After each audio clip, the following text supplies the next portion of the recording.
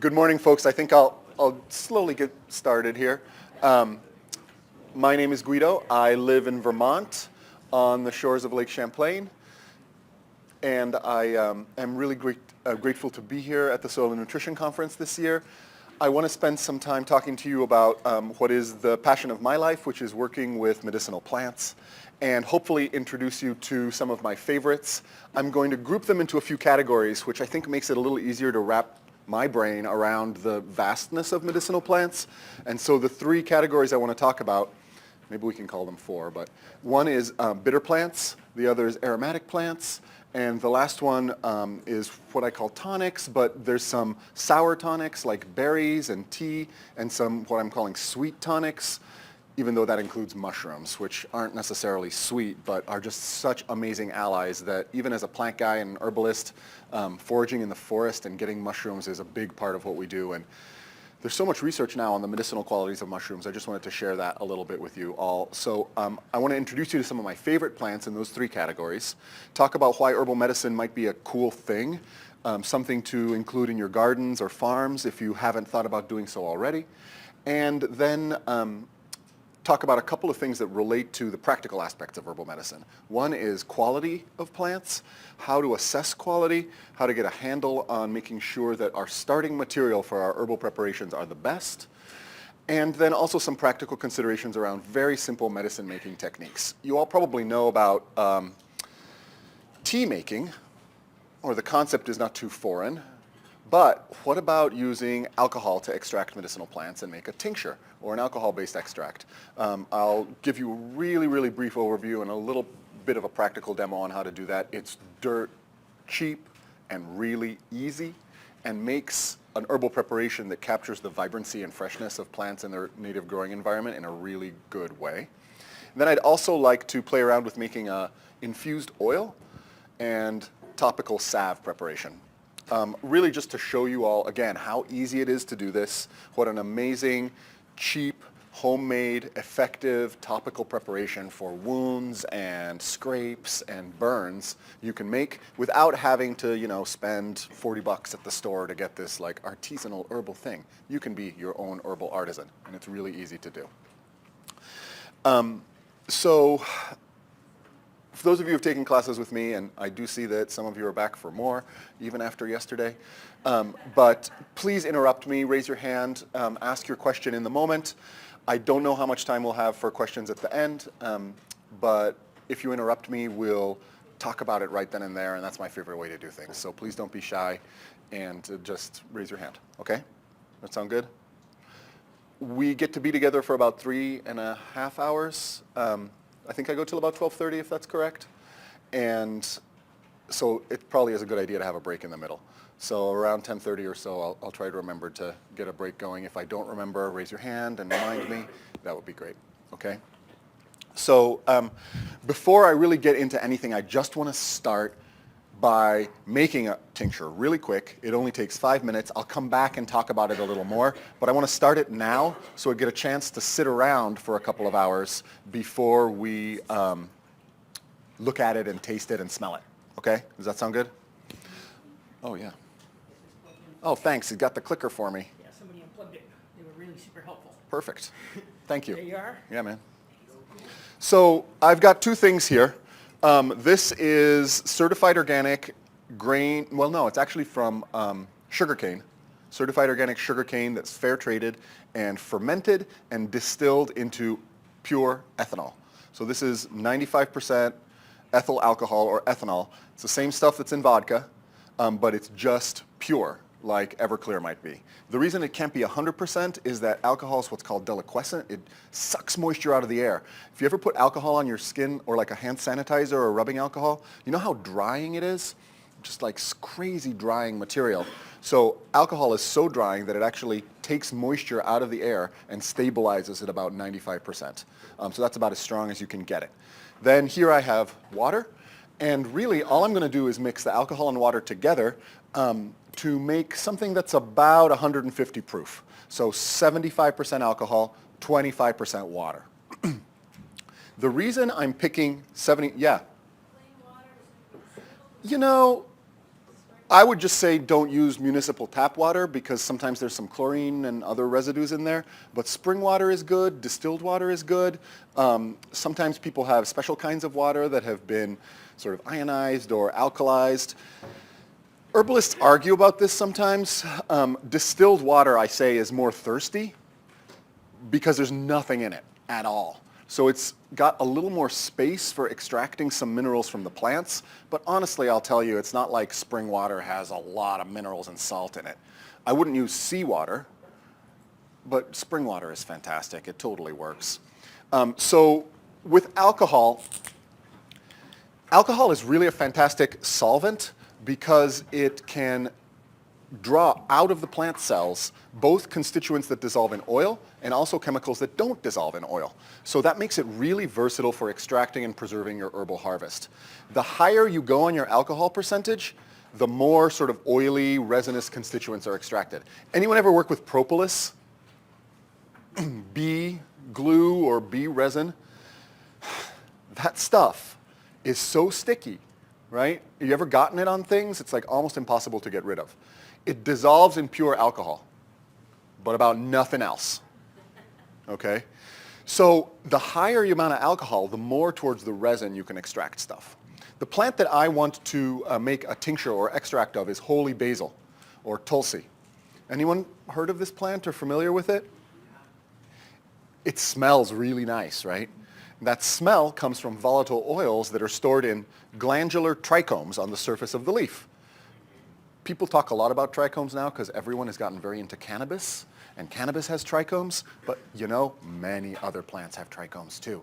And holy basil is one of those. All of those volatile oils in those trichomes, not very water soluble.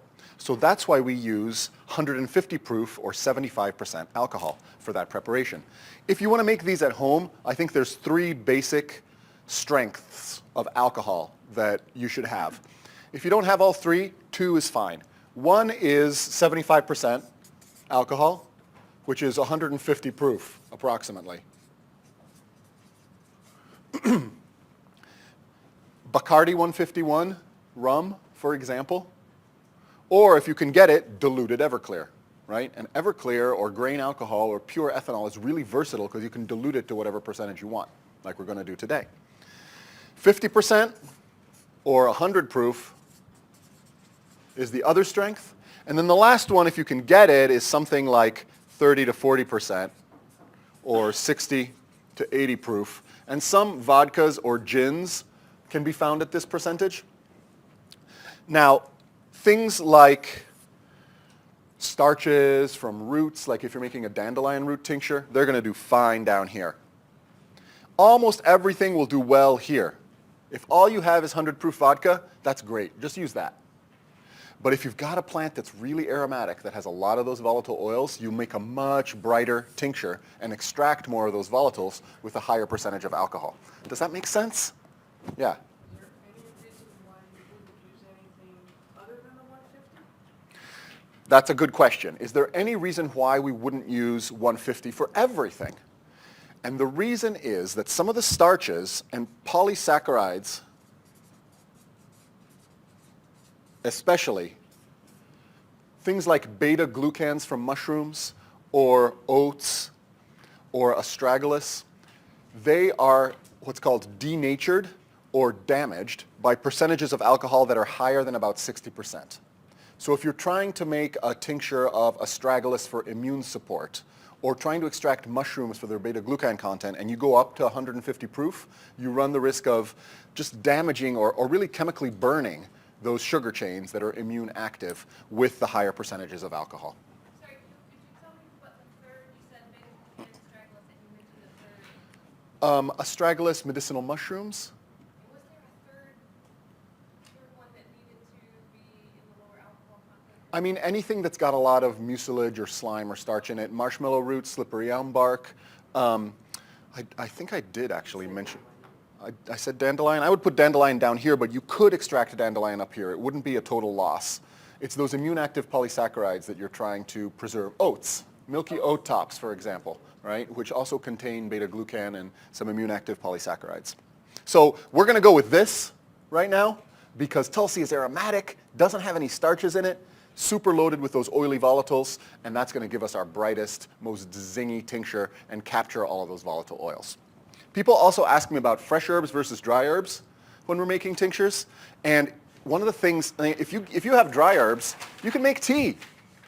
So one of the real advantages, I think, of making a tincture is that you can get this fresh plant material that you just got out of the garden and immediately put it in ethanol, stabilize it, and preserve it.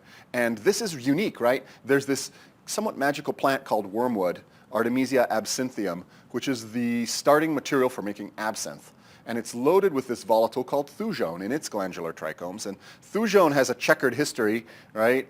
It's a little bit neurotoxic, but at tiny doses it does interesting things to our brain, and some people are into that stuff. So if you want to make a high thujone wormwood tincture and you dry your wormwood, 50 to 75% of it is lost to the air and oxidized or converted. So if you're making wormwood tincture out of dry wormwood, you're going to get very little thujone. But if you can chop it up and put it into alcohol fresh, then you'll capture a good amount of that thujone and lock it into a very stable situation, which is great if that's what you're after. Now, yeah. In talking about different alcohol contents in fresh herbs versus dry, you ever have times where if you put a lot of fresh herb in something and there's so much water in that, it dilutes the overall alcohol content and changes? So the point is, when you have fresh material, fresh plant material, it's got water in it. So does that change the percentage of alcohol in your final tincture? And the answer is yes. But it doesn't change it very much, depending on how strong your tincture is. Many herbs, particularly leafy ones, can be up to like 80% water. So if we put in, I'll give you a very basic math primer on tinctures. The way we're going to do Tulsi is, I have 3 ounces of Tulsi, and I'm going to put it into 24 fluid ounces of my 150 proof alcohol. So we call this, by reducing the numbers, a 1 to 8 tincture. And you don't really need to know this at all. It's not important. It's important if you want to make a tincture with the same strength next year, right? Basically, it's just having a recipe. Weigh out your herbs, measure out your alcohol. Fluffy things go in like this. If I'm tincturing echinacea root, it might be 1 to 3. Okay? I can get 2 pounds of echinacea root, or 32 ounces, into 96 ounces or 96 fluid ounces of water. And because echinacea does contain some of those polysaccharides, I put it in at about 50% alcohol. Now if it's fresh, okay, and for sake of argument, let's say that 75% of it is water. Out of those 32 ounces of fresh echinacea root, right, 3/4 of this, 4 per 8, 32, so 3 per 8, 24, 24 ounces of it is water. I'm sorry, I learned my multiplication tables as a kid in Italy, so I cannot multiply in English. So 24 ounces of that is water. If we have 96 ounces of this and 75% of it is, or 50% of it is alcohol, we're talking about what? 48 alcohol and 48 water. So we'll take that 24 plus that 48, 72 ounces of water to 48 ounces of ethanol. So the percentage has decreased, right? But if we did the math, we could say 48 out of this total is what the final percentage of alcohol is. And the only thing you have to worry about is that it's higher than about 25%. If it's lower than 25%, then you're going to end up with maybe a chance of microbial growth. It's very unlikely, but it's possible. So what we're going to do today is this, the 1 to 8 tincture. Why? Because Tulsi leaves are fluffy, whereas echinacea root is super dense. So you can get this much into only 3 volumes of alcohol. And again, this is not important. You can just put herbs in a jar and cover them with alcohol, and you can make a really great shelf-stable preserved extract if you start with 100 proof vodka. That's all you really need to know. But if you want to get fancy and get consistent, measuring your stuff out and having a basic recipe is not a horrible idea. That sound okay? So to make our 24, I just really have a measuring jar here. And to make my life easy today, I'm just going to assume this is 100%. okay? Now, we know it's not. It's only 95, but I'm calling it close enough for today. If I had my graduated cylinders and my more sensitive measuring equipment, I would calculate exactly how much here I would need to make 75%. But out of 24 ounces, 3/4 of that is 18 ounces of alcohol, and then the remaining 6 ounces is going to be water. Does that sound okay for now? All right. So we'll just measure out the 18 ounces.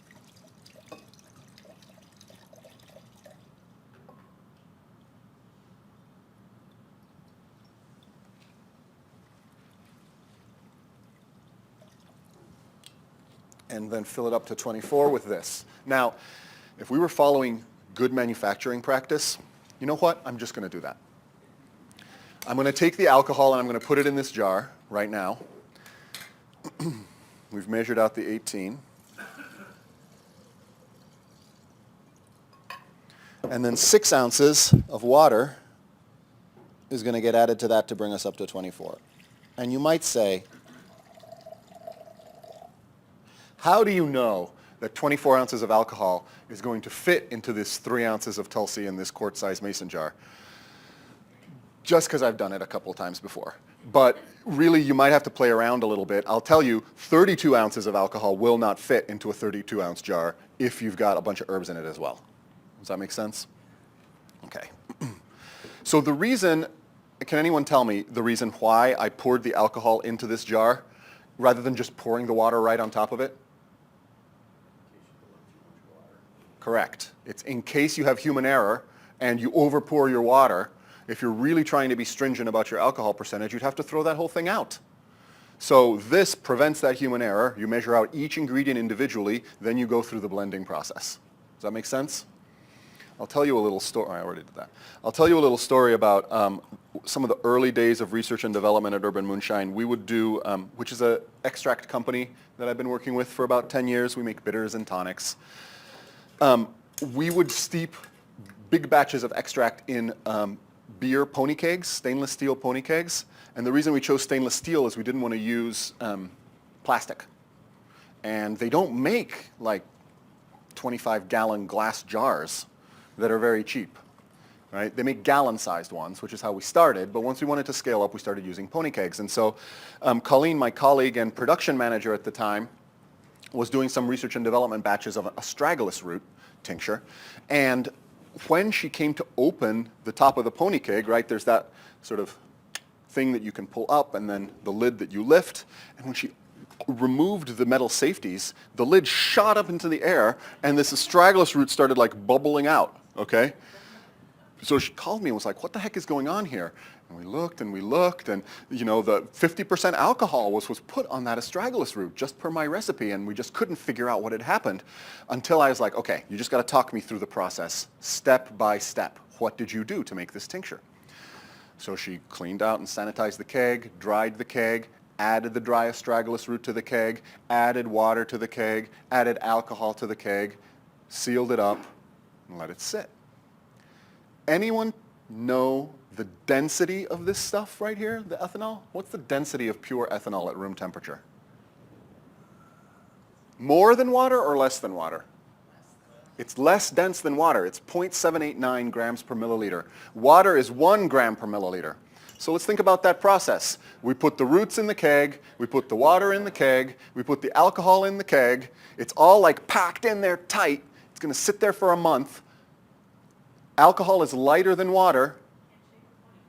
It's hard to shake. I mean, but we do. We would roll it around on the floor, right?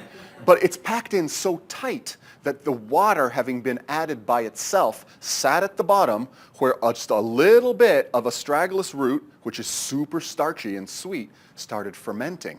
And so even though there was water up above, even though there was alcohol up above, it never trickled down to the bottom, and the astragalus fermented, created all this gaseous pressure. When we opened the lid, bam! So mix your water and your alcohol first, shake it really well so that the alcohol and water are truly blended, and then add it to the mix, is the lesson that I learned from that.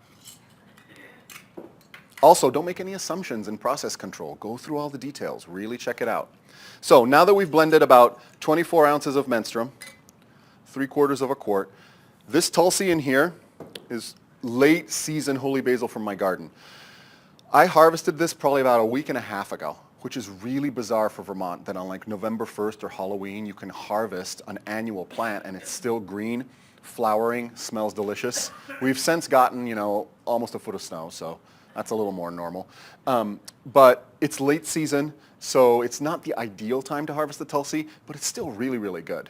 And I'm kind of packing it in, but I don't want to pack it in too much because I want to make sure the ethanol fully percolates through all of it. And it's about 3 ounces by weight. So now the trick is just adding what's called the menstruum to the herbs. And this technique of tincture making was brought to us, at least in the European tradition, and I think they were some of the first who did this, by the alchemist and itinerant drunk doctor guy, Paracelsus. Anyone heard of this person? He lived in about the late 1400s, early 1500s in Europe. Look at that. And this is really what you want. You want enough alcohol to barely cover your herbs, right? Not a huge amount of headspace. Definitely not a bunch of herbs sticking out of the top, okay? So for Tulsi, this ratio of 1:8 works really well. And that generally is a good ratio for most of your greens and your leaves and your fluffy things. If you're talking about other roots, sometimes you can get a little more concentrated. So Paracelsus had this, yeah? That's a great point. So are we including stems in here or is it just leaves? It's leaves and flowers. And herbalists have this thing called garbling. Anyone heard this word before? It's the technical term for removing the active parts of your plants from the inactive parts. And that usually means removing the leaves and flowers from the stems. So we have sort of the herbal quilting hour, which is a bunch of herbalists sitting around a table with big baskets of stemmy plants, and we strip the leaves and we strip the flowers, and then we dry them. Yeah, just whoosh, whoosh, whoosh. It's fun, and we chat, and we have tea. Again, how much alcohol and how much water is in? So in this container, it's 150 proof because of the volatile oil content in here. So we have 75% alcohol in here. So 24 ounces total, 18 ounces, which is 3/4 of 24, is alcohol, and 6 ounces is water. Because the Tulsi was dry, no water from the herbs. So we don't have to worry about that. It's going to be 75% once we strain it. Does that make sense? Okay. So I'm just going to let that sit here. Paracelsus was the first, and right around then, at the beginning of the 1500s, end of the 1400s, was when Europeans first were messing around with distilling on kind of a big scale. And these folks were alchemists, right? Or at least that's what they called themselves.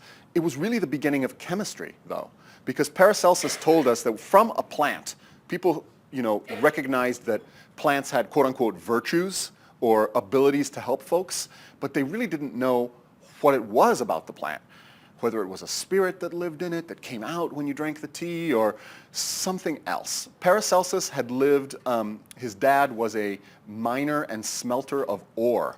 So he would get ore from the earth and smelt it, heat it up, right, to turn the oxide into metal and get precious metals out. So they were really wealthy. Paracelsus turned his back on that whole thing and wandered around Central Europe helping people out and railing against the medical establishment, basically. So he had this idea that you could transmute material by applying heat and other techniques to it.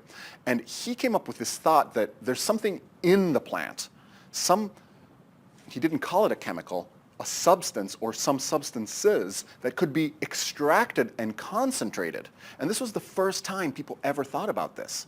We had been steeping plants in wine, we had been making tea, we had been eating plants straight up for a long, long time. But this was the first time, at least in the Mediterranean basin, that anyone thought of extracting something out of the plants.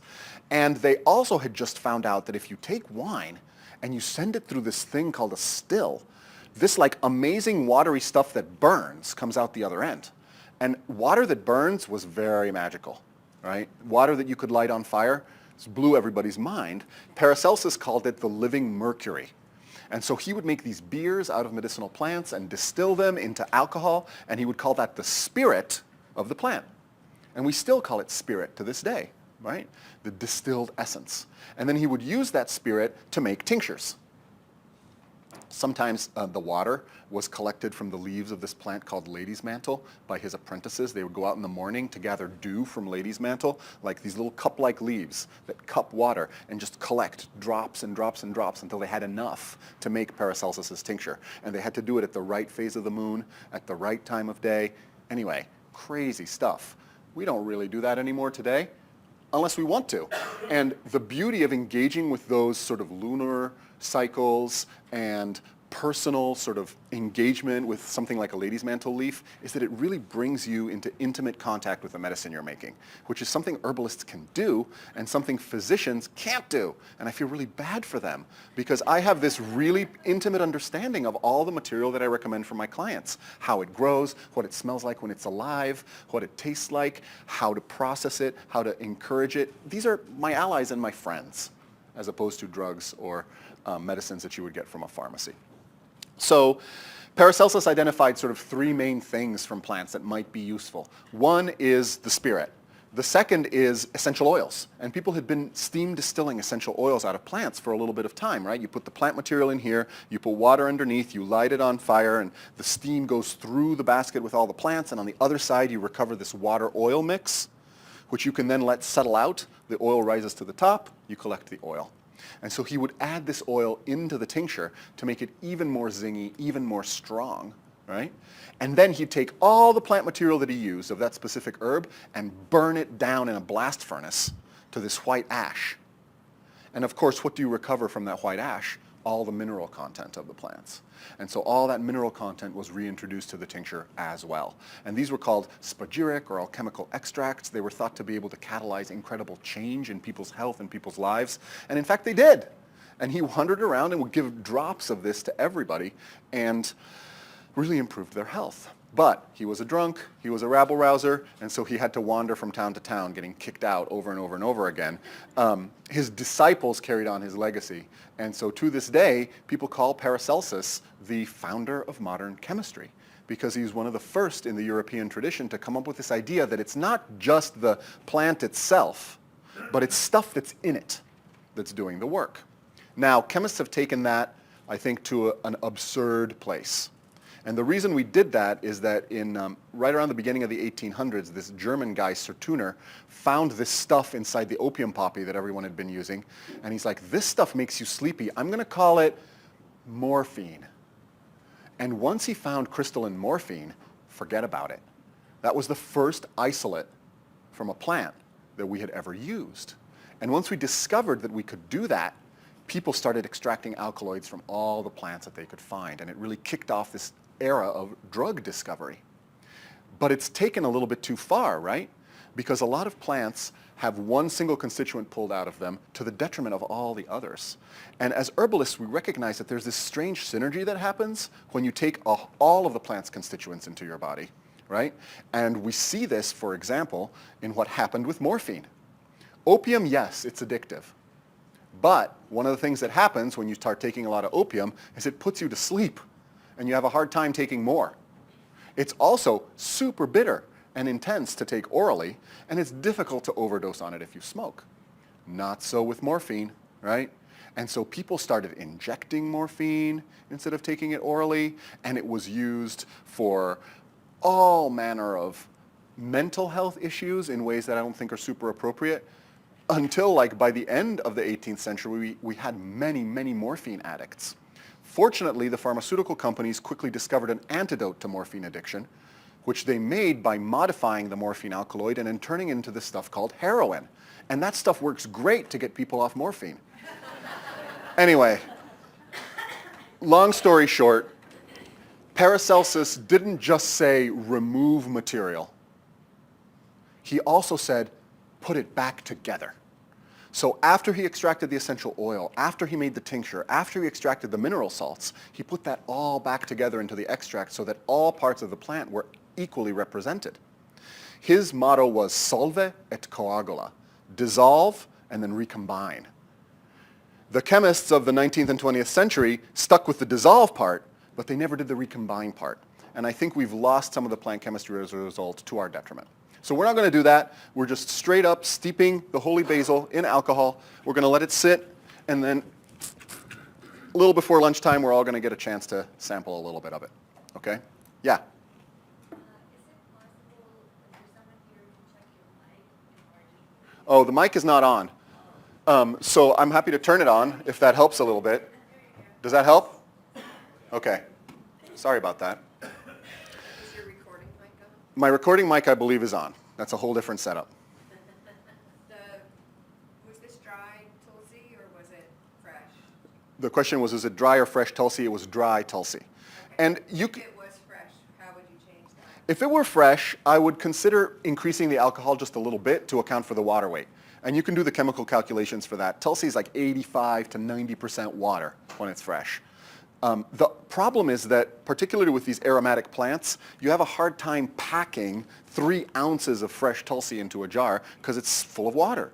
So drying your aromatic plants first can actually allow you to put more essential oil or volatile oil material into your tincture because it allows you to pack them in a little bit more.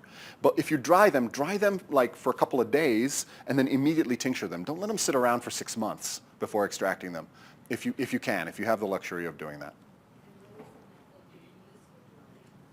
The question is, what method do you use for drying? And there's so many different methods. I am a fan of the fast dry because in Vermont, if you don't dry things fast, they can mold. So 85 to 90 Fahrenheit, probably higher than that. You might start to see some loss of volatile oils on drying. And good air circulation. And ideally, no UV, no sunlight.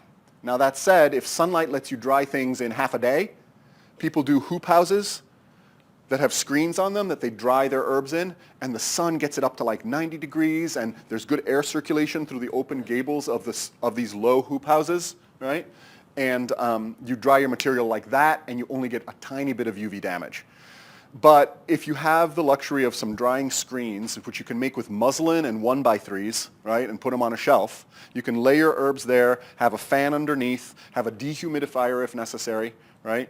And usually in a couple of days you'll have dry if it's 85 to 90. If you really have the wherewithal, you can build a plywood box that has runners on it that you slide those 1x3s with muslin in. You put a dehumidifier inside the plywood box, and then you close the doors of the plywood box and run that dehumidifier. It warms up the air and it sucks all the moisture out, and it's a fantastic way to dry things within 24 hours, even in an environment that's relatively cold and dark. It's a great question. Are you opposed to commercial dehydrators that we use for other things? The question is, am I opposed to commercial dehydrators for drying herbs? Absolutely not. That's great. They tend to be tiny, right? There's my only complaint, right? The food dehydrators. So I'm talking about, we're getting like 3 pounds of Tulsi from our row. You're going to have a hard time drying that with a commercial dehydrator unless you have a really big one, in which case, great. Cabela's has a really nice one for jerky that I use.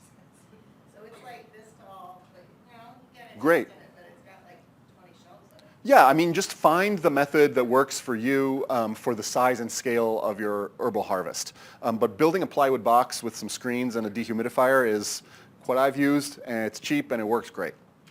And it won't make jerky for you, though. Okay. So, yeah, one more comment here. Am I concerned about the formaldehyde that might be in plywood? I am now.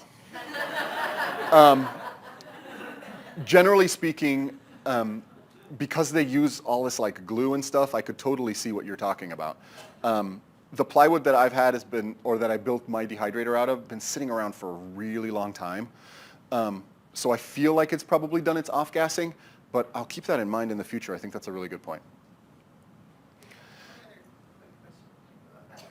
So the point of the tincture, obviously, is you're concentrating those phytonutrients and polyphenols, right? Or Well, what you're doing is you're extracting them.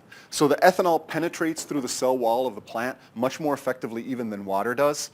So you're getting a broader spectrum and more complete spectrum of herbal constituents from a tincture than you are from a tea. But it's a really good point, right? If you want to give someone chamomile for their belly or to help a child gently go to sleep, you could certainly tincture chamomile flowers, but you're basically making alcoholic tea.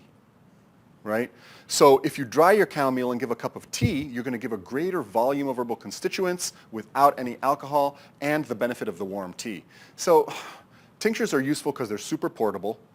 They're more complete extraction than water is, and they're super stable. That's what I really like, is they stabilize the fresh plant chemistry for 5, 10, some people say even more years than that.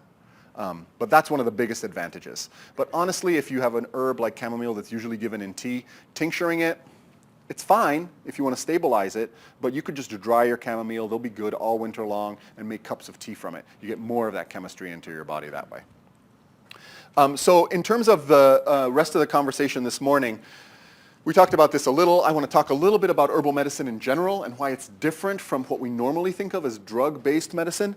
I want to introduce you to some of my favorite plants in those 3 basic categories we talked about, the bitters, the aromatics, and the tonics, talk a little bit about quality, and then we already started this, extraction and preserving the harvest. So introduce you to the tincture, introduce you to the infused oil and salve as well.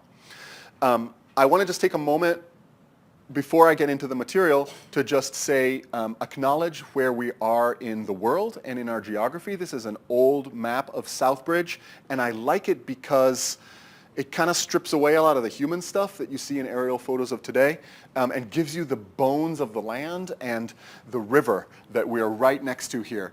We're right about up here at that bend in the river right now. And beautiful frosty morning this morning when I got up, and seeing it on the cars, seeing it on the grass. Anyway, I always love those first frosts of winter or late fall. The crystal and seeing that phase transition, seeing the air get drier and more crisp, and of course with the moon setting in the west, beautiful morning. So I'm grateful for the place where we are, and I'm grateful for you all for being awake at this time of morning and coming to the Soil and Nutrition Conference. So just a moment of acknowledgement of gratitude for the land and gratitude for you all who are walking this path and for being here today. And I love herbal medicine, and I love growing medicinal plants because I am a wicked lazy gardener, and I don't have to do much to nourish those plants and keep them going. In fact, if I do too much, there's some evidence that over-nitrogenizing your medicinal plants, over-fertilizing and over-watering them might decrease the amount of active chemistry that they produce. They're just having too cushy of a life. They're not challenged, and so they're not producing some of the chemistry that they use to deal with challenge in the natural world. But there's a range of really awesome plants here, lots of bee balm and wild echinacea and goldenrod. There's some elecampane in the back. There's some black-eyed Susans, some daisy fleabane. All of these plants have medicinal activity. And are useful in one way or another. And that's what I think is really neat about herbal medicine, is that we're able to find in a sort of disorganized field or meadow or out in the middle of the woods this material that is loaded with really useful chemistry that speaks to our bodies, to our spirits, and can help keep us well in the crazy techno world in which we live, right? Nothing against that, but I really think we need some of this too in order to be able to navigate that world with grace. The other thing about herbal medicine is that it's definitely hands-on. It's about getting involved with the plants, getting involved with your medicine. So it immediately adds this layer of responsibility and connection to your medicine that I feel like modern drug-like medicine lacks. And if folks like you all get into it, who are growers and gardeners, then it's even more powerful because like the apprentices that Paracelsus was working with, going out into the field and getting that dew off the lady's mantle every morning, that business changes you. Walking out barefoot into a field in the cold of the morning and like kneeling and gathering dew from these cup-like leaves, it might seem weird, but it sets you up for having experiences in the natural world that connect you to the rhythms of life and connect you to your own self. Some of the most profound experiences I've had, or sort of answers to questions like, how am I going to help this person who came into my clinical office, have happened when I'm out in the garden and my brain is taken offline and I'm just sitting there and being with the plants, being with the soil, being with the birds. Has anyone ever had an experience like that? Can any of you all identify with what I'm talking about? My bet is that part of the reason we're here and we're passionate about growing and about regenerative agriculture and soil is because we think that that's important and we have experienced that. So that's really different from the training and the applications of conventional modern tech medicine, right? That training tends to put people away from the natural world. It tends to standardize and clean rather than dirtify and lead to variability and variation, the way herbal medicine does. And it creates layers of separation between the physician, their medicine, and the patient who's receiving that medicine. And I'm not saying that that's not appropriate in certain situations. I'm saying that we need this too, okay? And we're starting to see more and more that folks are bringing herbal medicine into conventional medicine settings. For example, in the Cleveland Clinic, one of the major referral hospitals in the country, they now have a traditional Chinese medicine department where soups and broths featuring medicinal herbs are given to cancer patients alongside conventional medication, and where you can get an herbalist consult for almost anything that brings you to the Cleveland Clinic, which I think is pretty amazing, right? And I may be overly optimistic, but I think that's happening more and more across the country. I'm seeing it even in the University of Vermont Medical Center up where I live in Burlington. Now, if I show you this picture, probably everyone knows what this is. When I take this picture to herb conferences, a lot of the herbalists don't know what this is because the herb gardens look like this, right? Not a lot of monoculture, not a lot of sensitive plants like potatoes or tomatoes. So what is this little sucker right here? Colorado potato beetle.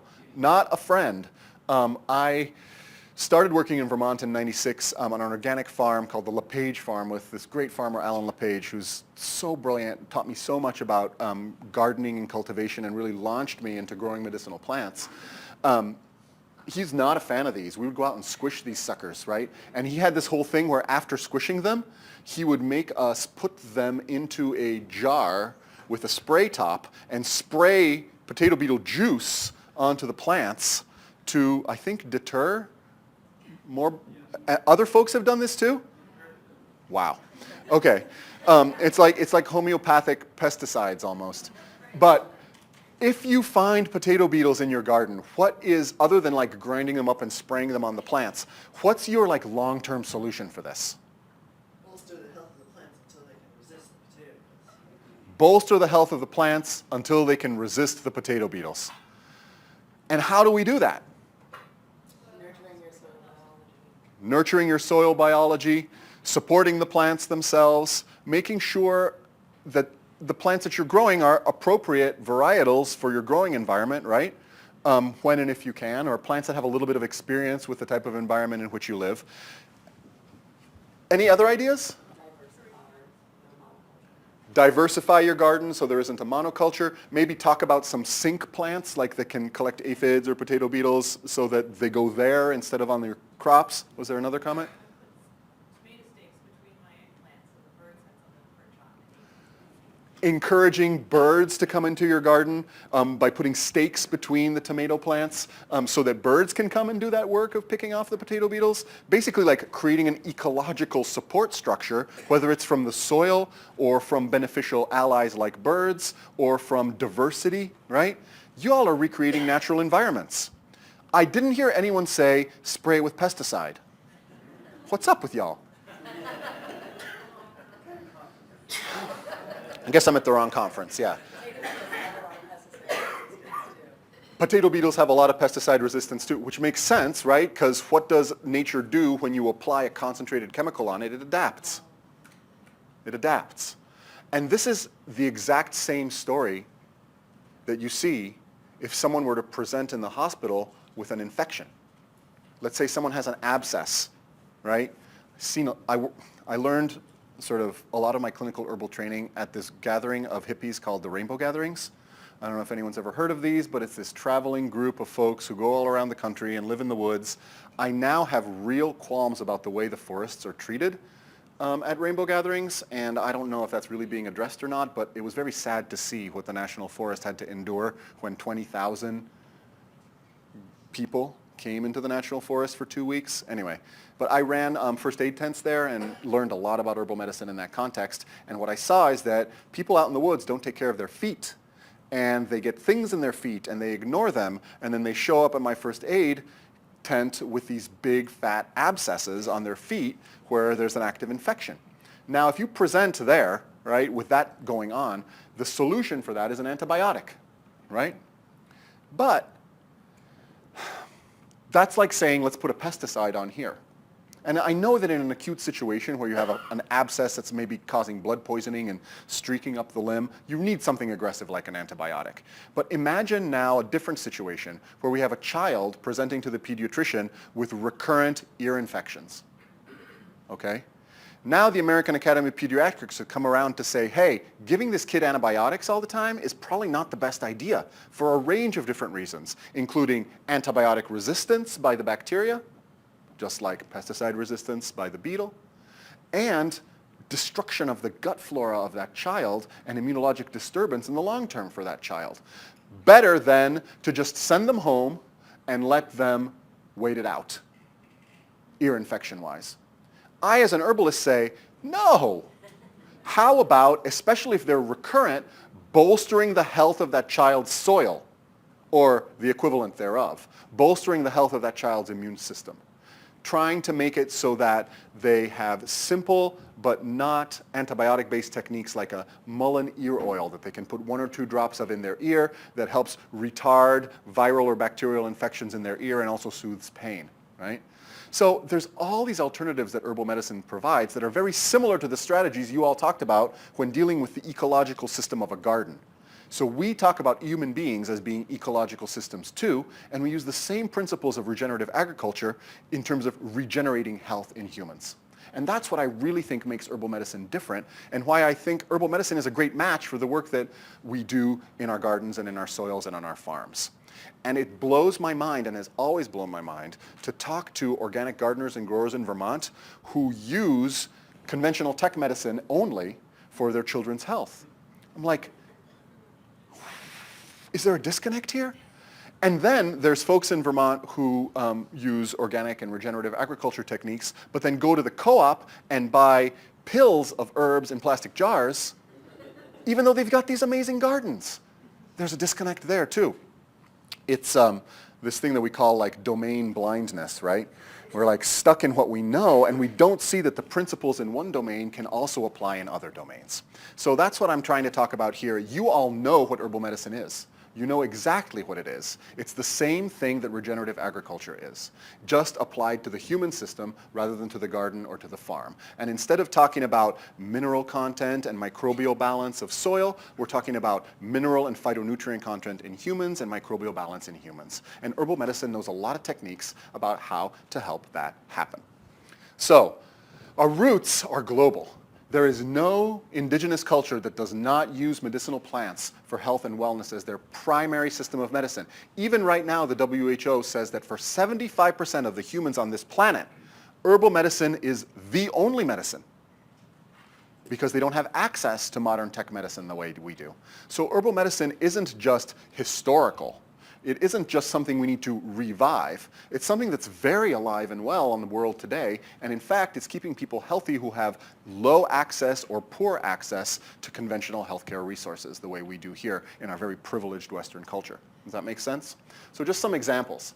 Traditional Chinese medicine might be one of the oldest. Its roots go back to probably 4000 BC in the delta and river valley of the Yellow River, where supposedly the Yellow Emperor was gazing at tortoise shells, developing the I Ching, the fortune-telling system, and talking to his advisor Qibo about the power of medicinal plants, about qi and vital force, and all of the things that traditional Chinese medicine brings to our understanding today.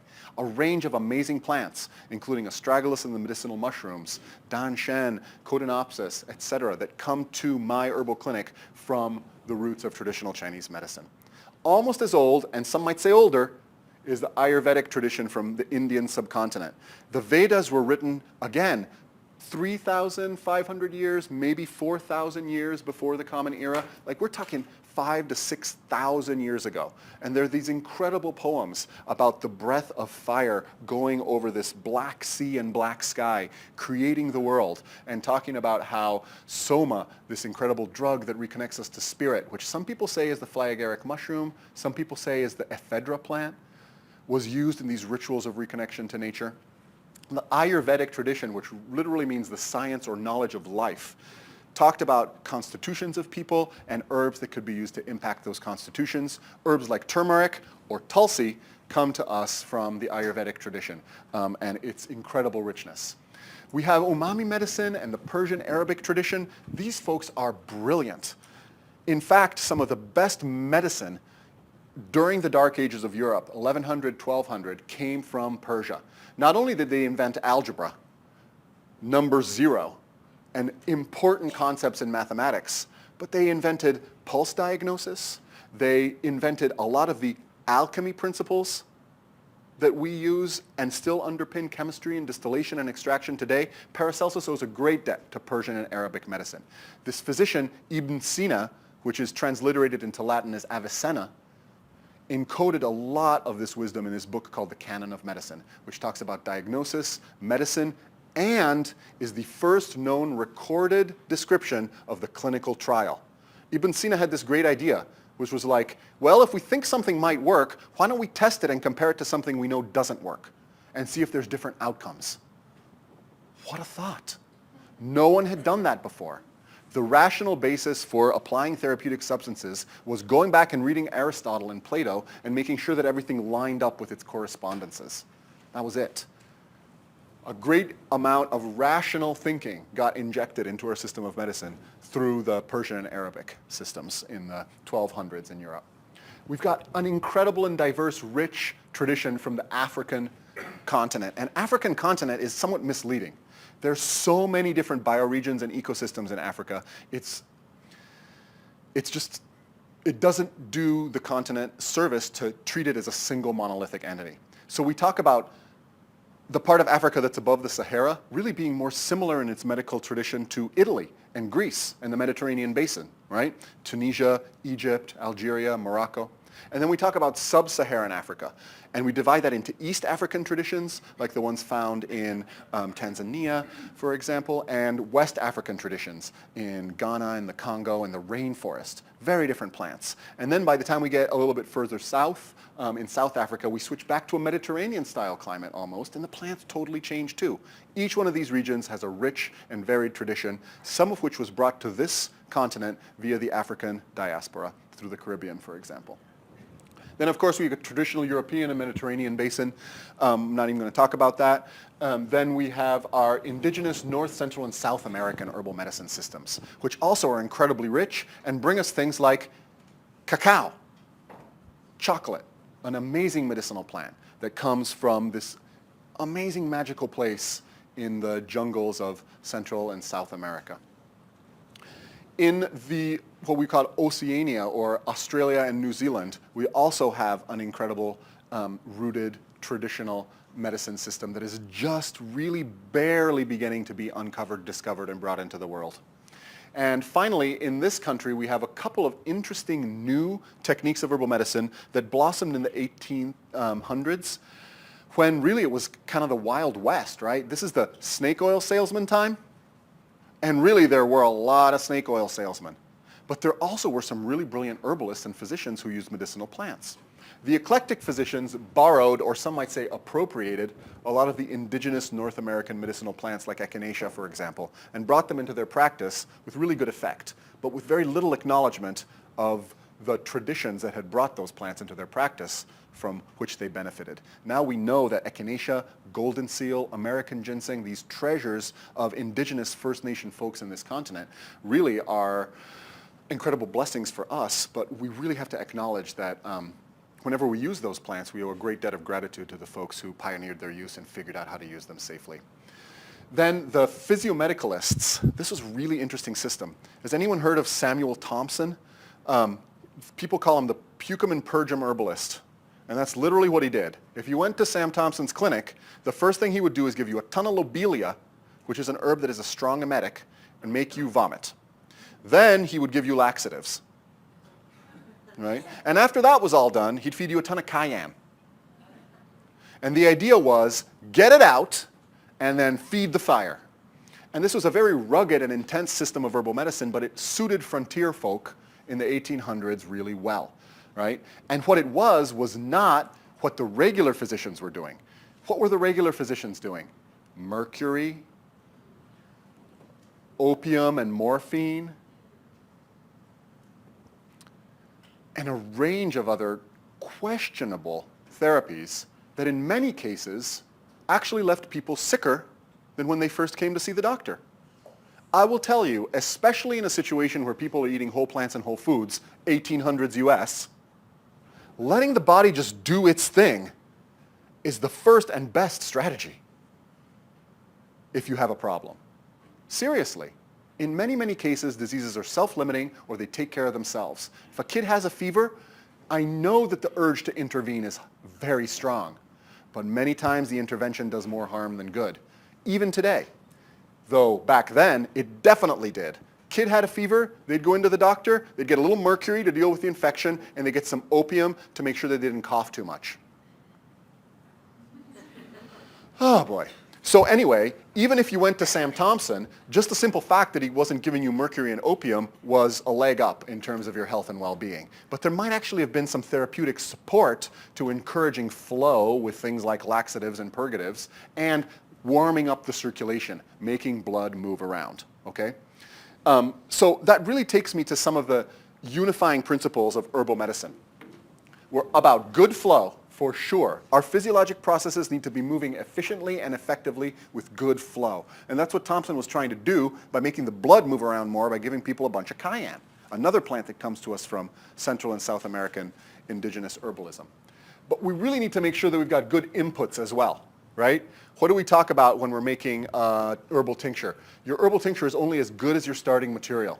Similarly, your health is only as good as your starting material. People say you are what you eat. Herbalists take that a little further and say you are what you assimilate. But still, if you don't put good material in there, even if your assimilative power is great, you're going to have a real hard time having really good health if you don't have good starting material. And I like to reduce that to 5 key components: good air, good water, good love, good movement, and good nutrition. If a human has access to those things, then generally speaking, the body has the tools it needs to maintain its own health. And we as herbalists trust the living system, and rather than trying to control it, we step back and we support it. Same way as with potato beetle infestation, right? If it's happening, rather than it being something we need to fight against, we really take it as wisdom of the ecosystem showing us that something is up with the health of those plants, and we want to support the health of the system rather than trying to control the infestation with a poison. Finally, we need to make sure that there's good output, and herbalism really emphasizes this, okay? We talk about poop endlessly. We really make sure urination is adequate. We also make sure that people perspire. I ask this in clinic all the time. If you go for a strong, hike up a hill when it's like a 60, 70 degree day, do you perspire a little bit? And some people tell me no. And if this is the case, I really try and make sure that their circulation is adequate to encourage good perspiration, that their pores are open, right? The whole idea is if you dam up a stream, or if you put rocks or blocks in the middle of the stream, eddies and pockets of stagnation begin to form. And those eddies and pockets of stagnation are potentially areas where imbalance can start to develop. Just ask someone who's constipated whether good flow or movement is useful or not. Constipation makes everything feel worse, and in many cases can underlie certain pathologies. So we just try to make sure everything keeps flowing and keeps moving. That includes the blood internally, lymph internally, and it also includes all of our output system: liver, kidneys, lung, and skin. Okay, does that make sense? So when talking about medicinal plants, we're not going to spend a ton of time on good inputs, because this is like healthy human stuff. We will talk about plants that help with good flow and physiologic processes internally, and plants that encourage good output, right? The aromatics do amazing things here. The bitters as well, but the bitters also do a lot here, helping to encourage elimination and good flow, okay? And our tonics, finally, are fine-tuning agents that the physiology uses to maintain health in its basic physiologic processes. So the last thing I want to say before I get into some of my favorite plants is that herbal medicine has the ability to reconnect us to a living, breathing ecology. We, whether we like it or not, are embedded in a world that surrounds us. And the types of foods and substances that we take in internally have the ability to either connect us with that world that is around us or not connect us with that world that is around us. For example, when eating meat from a concentrated area feedlot, we are really not in any way, shape, or form connected with the processes in the soil, in the grass, in the air, and in the water of our local environment. These animals are in fact completely disconnected. The food they eat doesn't come from their local environment. It comes from a centralized grain manufacturing facility that is completely non-diverse, right? They also don't get to move around or experience their environment at all, and definitely don't get to behave the way cows or pigs or chickens usually get to behave. Whereas when we engage with or consume meat from a grass-fed local farm, we are eating meat from an animal that is completely engaged and connected to its local environment in a very, very different way. Does that make sense? So similarly, we as animals have the choice of existing in concentrated area feedlots where we go from our living cubicle to our transportation cubicle to our eating cubicle, where the food coming from many, many different places, right, is recombined in these interesting ways after its major protein, fats, and carbs are extracted, and then we put that into our stomach and return to our transportation cubicle and return to our living cubicle, and that's it. No wonder we make weird choices. So even in that situation, and I'm not here to argue that we should put humans out into the country everywhere across the countryside in the world. I honestly don't know if that's a good idea. I am a big believer in cities and urban environments and concentrating humanity into those cities rather than spreading them across everywhere. I just think our cities could be way better than they are in terms of incorporating plants, living machines, and green technologies to make them more sustainable and more carbon neutral. We have the know-how. I think we lack the collective will. But that's an entirely different conversation. My point is not that people should leave cities. My point is that herbal medicine gives us the ability to bring wild plants and all of their chemistry into these city environments and support people, right, even if they're stuck in these living cubicles. Now, that said, getting a human out into the world into this is also really important, at least once in a while, and it seems to be really good for us as well.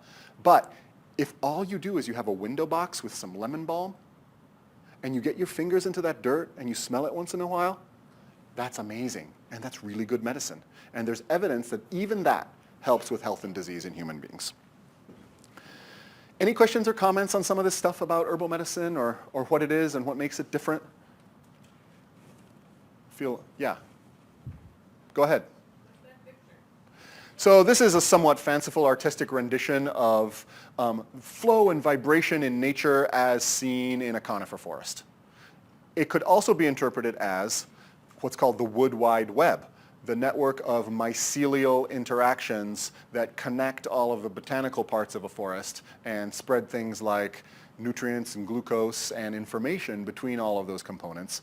But ultimately what I'm trying to say is that there's connections that largely are chemical that unite all of the pieces of an ecology, and we need to be part of that. We need to stand right here. Even if not actually in a forest, we can do this in the city as long as the chemistry that comes from places like this, embodied in these medicinal plants and mushrooms, streams through us as well in our city room. Yep. You just said about cities that we have the technology mentioned, like green living machines and so on for improving urban environments. We have the technology. What we lack is the collective will. Where's that going to come from? So the question is, if we have technology like living machines, and if we understand the importance of community gardens in urban environments, if we know how to recycle our water into gray water disposal and living systems that can produce food for us, why are we not applying it? Is it because we lack the collective will? Where is that collective will going to come from? That is a long question, but I'll offer this as an initial answer. My faith-based hope, and I admit that it's based on faith, is that if we can get more people to consume medicinal plants in decent quantities, their thinking and their spirit will shift. And part of the reason we don't pay attention to the wastefulness of cities and the environmental detriment that cities often cause with their waste streams is because we are not engaged with this.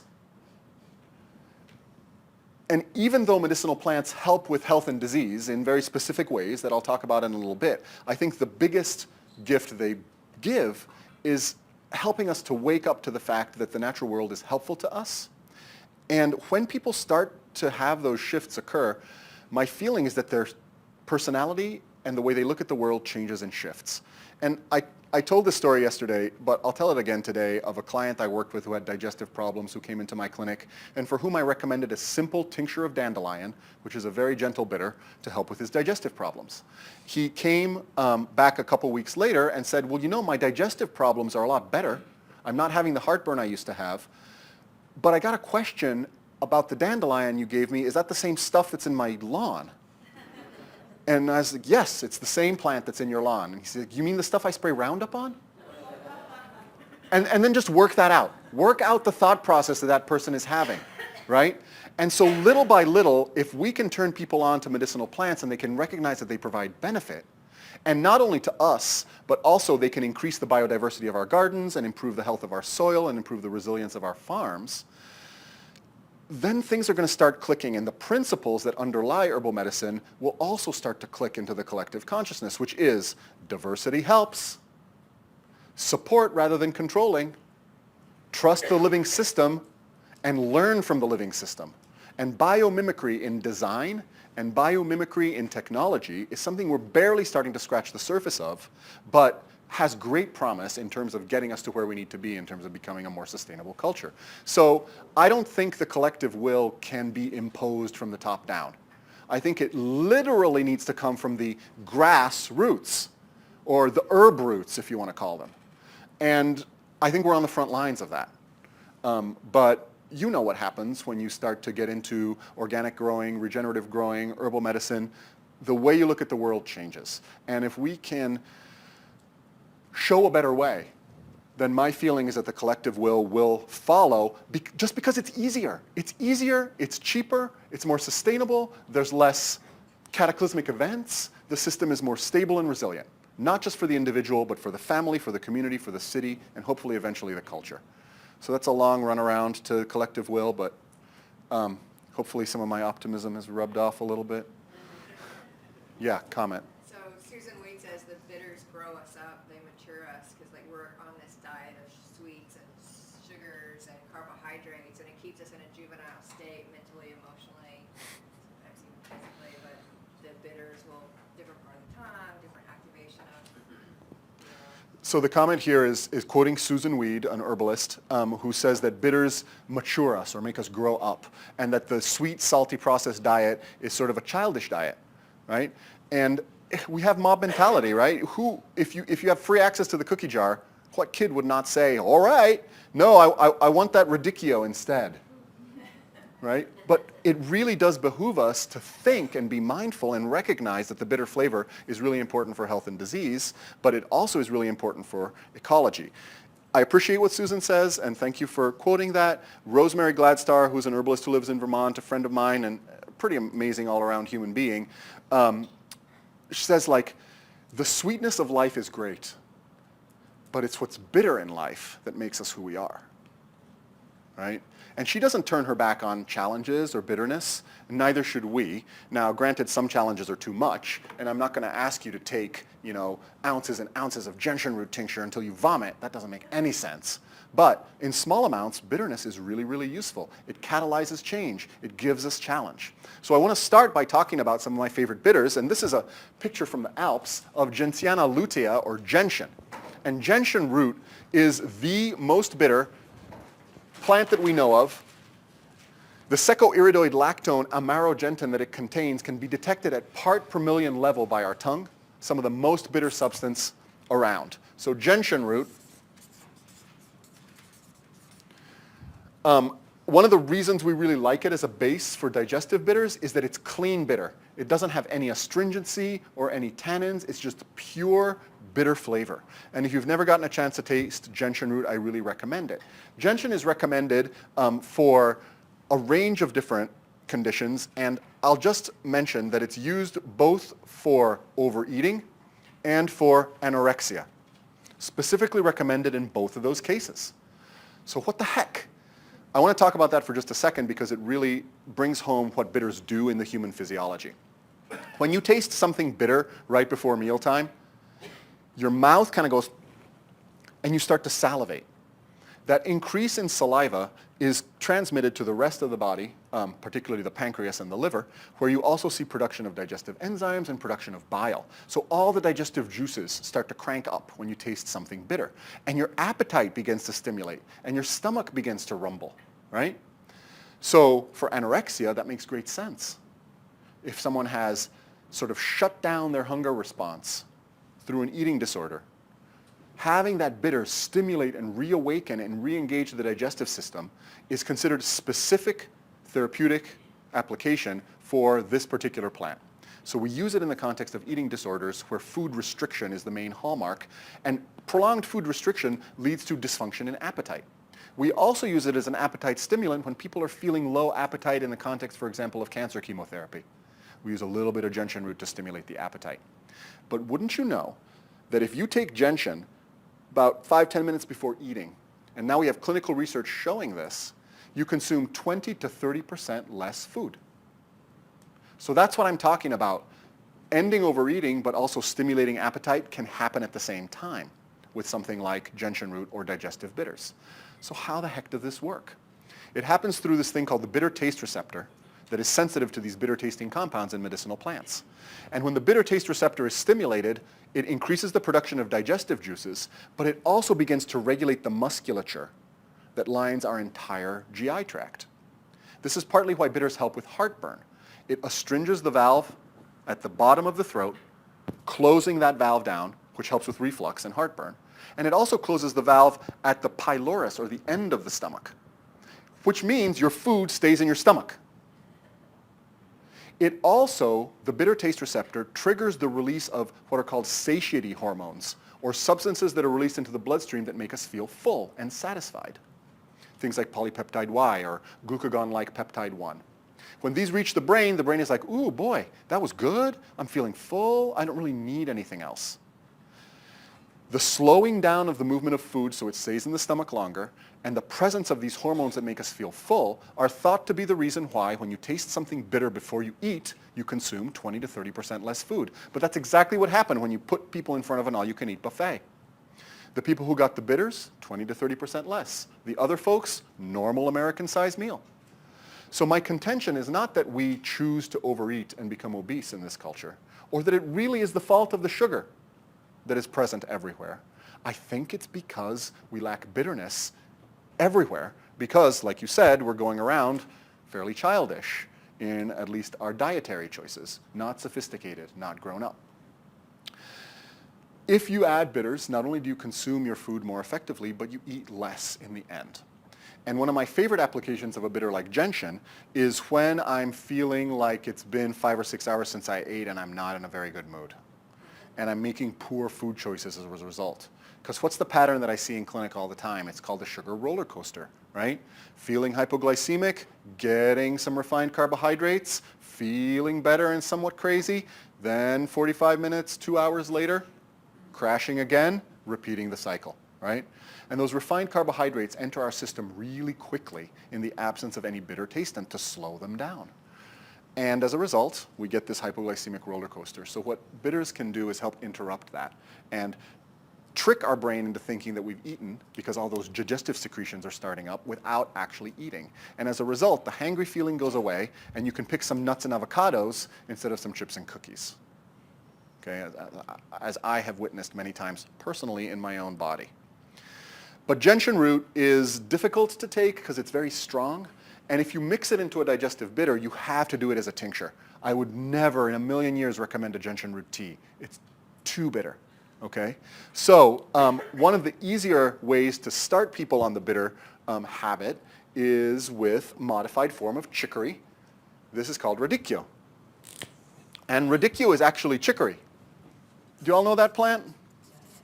Chicory grows by the side of the road. And the First Nations legend is that those beautiful blue flowers it has are actually pieces of the sky that were torn out of the sky by a raven. And if you look at the end of the petals, you find that they have this sort of like torn or ragged edge to them? Well, it's because the raven tore that piece right out of the sky. And so when this chicory blooms on the side of the road, it blooms about the same time as Queen Anne's lace. And I feel like when I'm walking down the trail or driving down the highway, I'm like driving in the sky with these white clouds here and there and the blue of the chicory flowers. But chicory leaves in its straight up native form, the way we find it by the side of the road today, is still used in Greece to make this dish called horta. Has anyone heard of this stuff? Yeah. Horta is grated fresh garlic, olive oil, and mushed up chicory leaves. It is bitter, it is pungent, it's peppery with that fresh, raw olive oil, and they just eat it as an appetizer. Wow, it's intense, but as your palate matures, as your flavor preferences grow up, you actually start to really enjoy it. And the reason you start to enjoy it is because you feel alive when you taste something bitter, not only in your mind and spirit, but also in your GI tract. Everything wakes up, everything starts to juice up. It's pretty incredible, and something that I personally now am kind of almost addicted to. Addicted is probably the wrong word. Yeah. The question is, where does arugula fall into this whole bitter thing? And arugula is also called rocket. It's a type of mustard, really, so it's a relative of the broccoli family.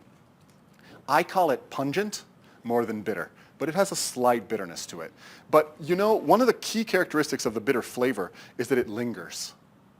And you know, if you eat radicchio or you eat endive or escarole or even frisee lettuce to a certain extent, you get flavor, you get bitterness, some of the same stuff you get with arugula, but then there's this persistent bitterness that stays on your tongue, sometimes for even a couple of minutes. And arugula lacks that. So it's not my favorite bitter. I think of it more as a pungent, but it's great to help with like gas and bloating because it's pungent and aromatic. So this is one of the easiest ways to get into the bitter habit. Radicchio is a modified form of chicory that doesn't taste as intensely bitter, is a lot juicier and crunchier and pleasant. You can chop that up and just make a straight salad with it with olive oil and salt, and if you want a little bit of grated garlic, that's fine with me. And you can use that as an appetizer. Or you can start to introduce it into your other greens.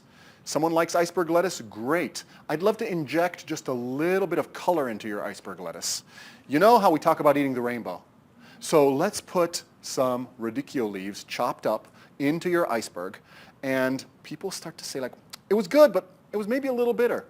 I'm like, that's great. Was it okay? It's like, yeah, it's okay. I can live with it. All right, put a little more in next week. Let's get a little more accustomed to it. And then you slowly cut, you know, the iceberg with radicchio over time, and people begin to really develop an appreciation for it. The other way to do it is, you know, you can take this and you can actually take the whole leaves and use them as little bowls for things. Like you could put some cooked quinoa or some risotto inside it or some mushrooms inside it with olive oil, and then you just like serve it as little bowls with all of your tasty stuff in it, and then you expect the people to actually eat the bowl too, right? That's another way to inject it in there. Yeah? Speaking of garlic as a medicinal plant, I personally, like I grow a lot of garlic, I love it, but when I eat it raw, I just puke immediately. Yeah, it's too intense raw. So, do it to like build up slowly, or is it just... I think it's really intense raw. And many people have different levels of sensitivities in their gut. Some people yesterday were telling me they love raw garlic. It's too much for me. So I'm with you. But if you grate it and put it in olive oil and let it sit, right, a little bit of oxidation of those pungent compounds takes place over the course of 10-15 minutes, and that makes it a little softer, a little easier to deal with. You know how when you make fresh gazpacho and you taste it right away, or fresh salsa even, you're like, dang, that's garlicky. But then you let it sit overnight and you taste it again and it's like mellowed a lot. So anyway, I want to talk more specifically about garlic when we get into the aromatics because it is a really useful medicinal plant. Weird. So the question is, how do we communicate the benefits of medicinal plants to others? Because we're all kind of together or somewhat aligned here in this room. What we need to do is we need to change the world. So how do we effectively communicate some of these ideas or the benefit of a plant like gentian to the folks with whom we interact? Do we use the clinical research basis to convince them with science? Or how do we bolster the case for herbal medicine when many times folks think of herbal medicine as being weird or fringe? Well, I've found that when working with clients one-on-one, everybody is different. There's some clients who really are interested in the clinical and pharmacological basis for why these herbs do what they do. I personally find that really fascinating, so I'm able to provide that information to them, if that's the brain space that they're in. Other people want to hear the folklore and fairy tales about these plants. And that's what really turns them on, and that's what they really like gravitate towards. They want to feel like they're having a spiritual experience with another being that has a flower fairy associated with it that they're bringing into their life and into their space. Other people still want to know, like, how can I grow it? How can I bring it into my life? And so herbalists are really generalists in the sense that we have training in mythology and training in biochemistry. And the depth of my biochemical training is not the depth of a biochemist's biochemical training, but I like to think that I have a complete enough understanding to be able to competently talk about the biochemistry of medicinal plants to folks who are interested in it. And I also believe in meeting people where they're at in terms of their knowledge and in terms of what they like to talk about. So herbal medicine gives me the ability to convince people that it's useful using a range of different techniques.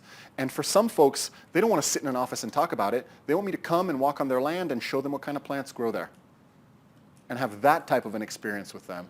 And then they want to be able to make their own personal relationships and figure this out on their own. And herbal medicine allows us to do that, which is incredible.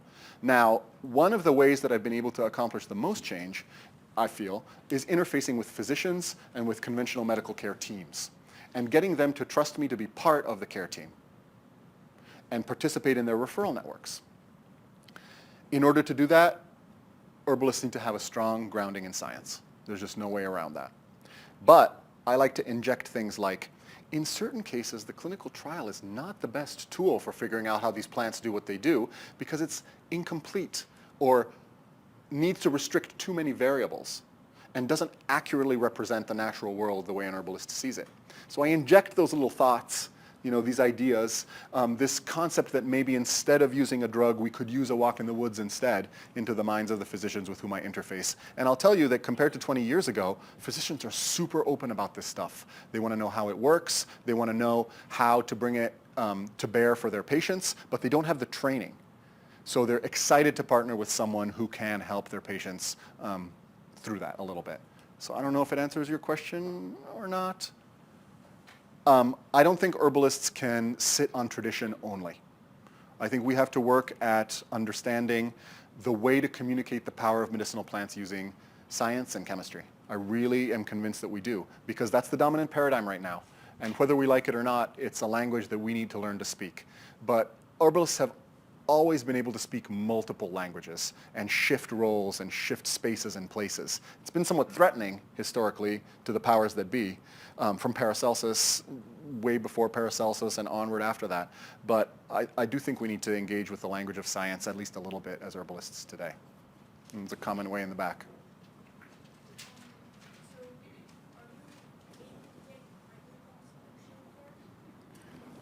So I didn't hear you, I'm sorry. So the question is, as an herbalist, am I able to take the Blue Cross and Blue Shield card? And the answer to that is no, because herbalists don't exist and are not healthcare providers. So recognizing that that is true and that many people are uninsured and underinsured, let alone having Blue Cross and Blue Shield, one of my main drives since I became an herbalist, starting with 2001 and the founding of the Sage Mountain Free Herbal Clinic, is to create free, low-cost, or gift-based ways to provide herbal medicine to folks who can't afford it. So I think it's really important to be able to do that. Plants, after all, give almost freely of themselves to us. And this idea of being able to give back both to the indigenous communities that provided us with the knowledge and to people who are underserved by the modern healthcare system or who don't have U.S. currency as a resource, I think is really, really important. So thanks for bringing that up. But one of the things that is beautiful about herbal medicine is that I don't have to spend $250,000 to go through training to be an herbalist. Sometimes I don't have to spend anything at all. So I am able to charge less for consultation than a physician might or a naturopathic physician might.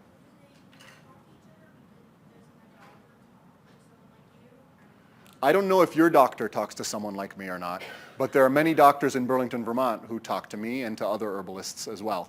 And we work together as a team to help, particularly in like cancer cases, support the health and well-being of the patient. And what's neat to see is that that's what doctors are about these days, right? It used to be less so historically. I feel like they were much more ideologically driven. But the crop of physicians that are coming out of medical schools today, I feel, are very open to doing what needs to be done to improve the health and well-being of their clients. Yeah. Oh, 5 minutes before the break. We might go maybe another 10 minutes or so before the break, but it'll be right around then, if that's okay. Thank you. Other comment? I'm just going to go back to radicchio and ask you really quick. Have you harvested the radicchio root, or is it better to get the wild chicory? So the question is, have we harvested the radicchio root, or is it better to get the wild chicory? And I've not ever taken radicchio root. I've always used the greens. But the chicory root from the wild chicory is an amazing bitter as well. And one of my favorite things to do with that is to harvest it, clean it, chop it up, and roast it in a cast iron skillet. If you chop it fairly fine into chunks, very small chunks, and roast it in a cast iron skillet until the nutty flavor begins to develop and it starts to turn brownish black, then you can take it off the skillet, dry it out, and mix it with coffee. And it is a great way to get that bitter support into your warm morning beverage and also reduce your caffeine content. This was something I learned from my dad. I hear they also do it in New Orleans quite a bit. But my dad in Italy growing up in World War II, coffee shortages were very, very common. And they would just do what they could, which was to roast those chicory roots and drink them as the morning beverage. It's a great way to get digestive bitters into your life, especially if someone's a coffee drinker and they like that sort of stuff. You can brew it in a French press, you can brew it in a drip coffee maker, but it's the wild chicory root. I'd be curious what the radicchio root tastes like. My bet is that it'd be pretty good. Yeah, organic vegetable farmers, you got radicchio root everywhere. I'm sure chicory root too. Uh-huh. Be worth a try. You could roast your radicchio roots and make a coffee substitute to sell at farmer's market. I think that's a great idea. Mix it with dandelion. Correct.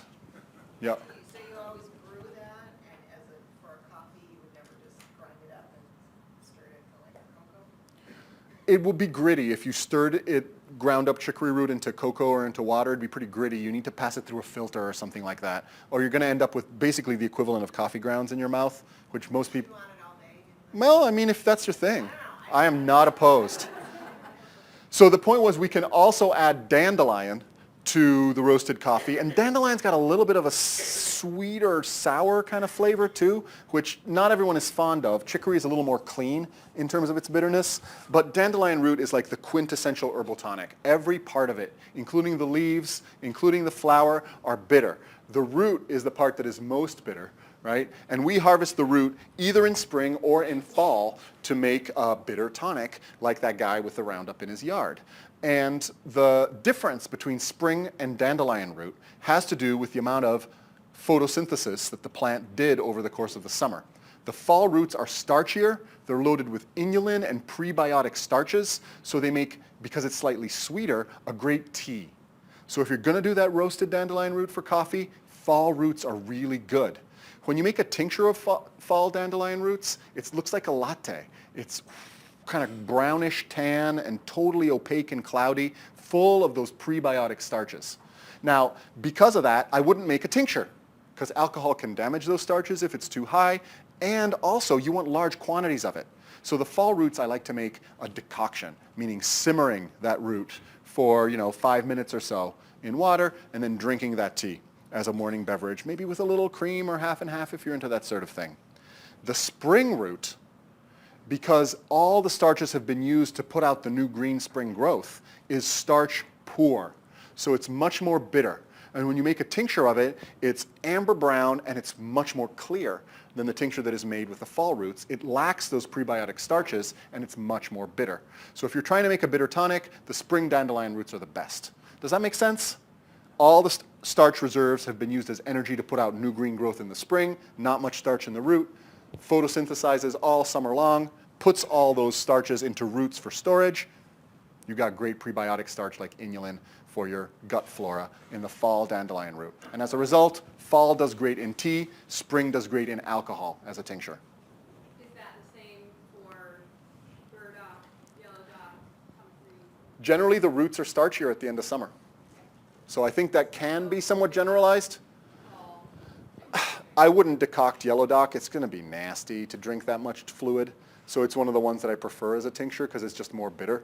But yes, generally speaking, if you want burdock as a bitter tonic, take it in the spring of its second year. If you want it as prebiotic starch gastrointestinal tonic, fall of its first year. Yeah. You just pour it over instead of making a concoction. You just pour it over and make a tea. You totally do. It's a little more gentle. It's not as bitter. It's not as full-bodied, but you totally do. And for me, again, trying to meet clients where they're at, what's going to let you get dandelion root into your life? If it's a complex multi-stage process that takes an hour every morning, and no, it's not going to work.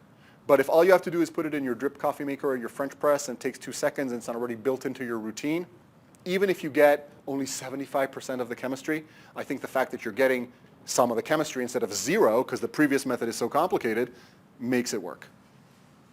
Okay. This is a very safe way to start with bitters. We don't see pharmaceutical interactions with dandelion. We don't see it aggravate ulcers or heartburn, which some of the stronger bitters can do and need to be used with caution in those cases. It's a great place to start for the bitter naive, okay? Yeah. You write about how bitters can help with heartburn and digestion. How do bitters aggravate? So because bitters stimulate, the question is that we talk about how bitters can help with heartburn, but how is it that they can aggravate heartburn? And generally speaking, they only really aggravate it in the short term, but because they stimulate all digestive juices, including hydrochloric acid in the stomach, if someone has had chronic heartburn for a long period of time or has had a peptic or gastric ulcer for a long period of time, when you give gentian in high doses by itself right away, and the valve hasn't learned to close back up again at the top of the stomach or at the pylorus, then you run the risk of increasing acid production before the valve has been retoned, and that spillover can make things worse. Does that make sense? So would you, maybe it's tough to go general with this early on. As a semi-general rule, would you say start with the food like DKO first and then go into the herbs? So the suggestion is, especially if someone has heartburn or ulcers or something like that, and bitters is the long-term fix for that person. Should we start more gently with dandelion greens or radicchio or small amounts of dandelion root before going into the stronger bitters? And the answer is yes. And it points to really having some compassion for the folks we work with and meeting them where they're at, starting with something gentle, introducing them to the bitter habit, and eventually moving a little bit beyond that into something stronger once their physiology has been able to tolerate it.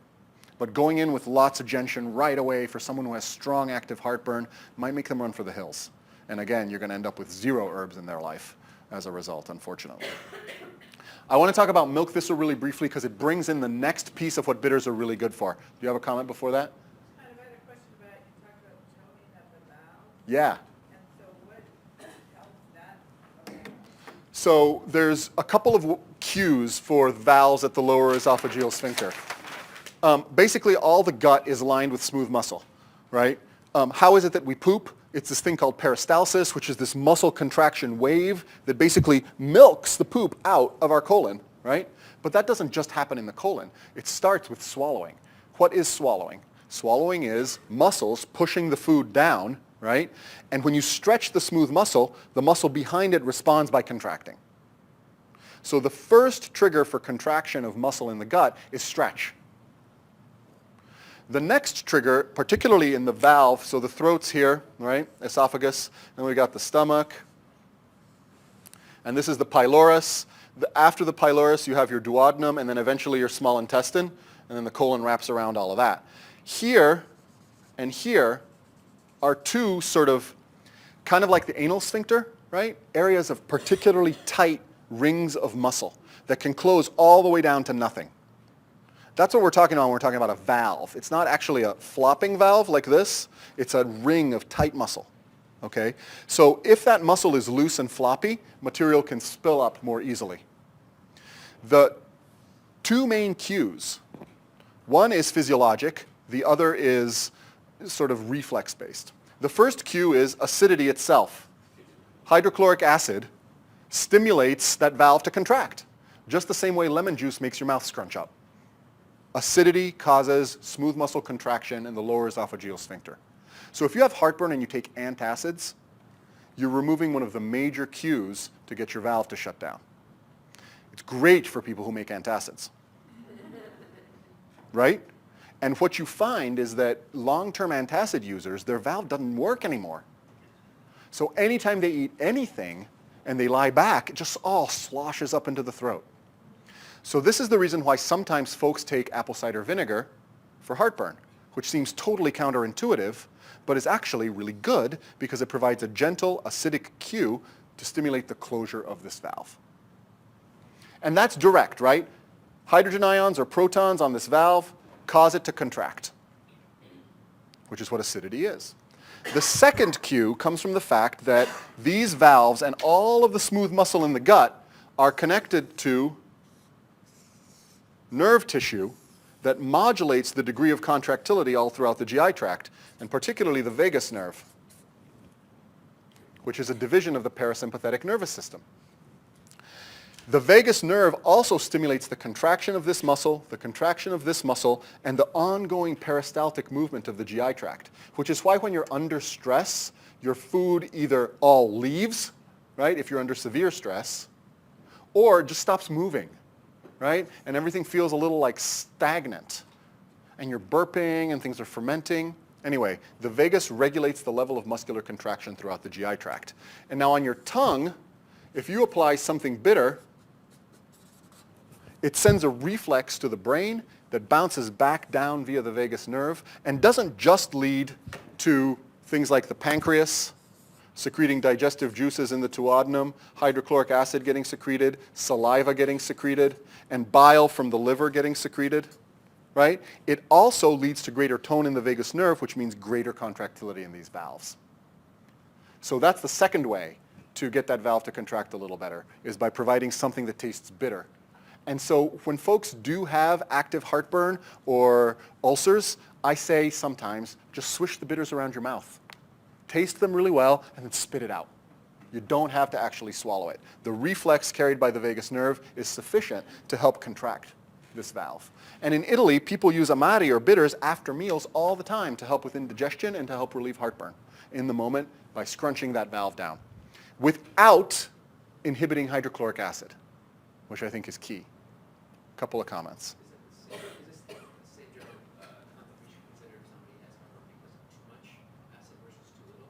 So the question is this the same thing we should think about if someone has heartburn because of too much acid, and as opposed to too little? And I will say the people who have heartburn because of too much acid, in my experience, are rare.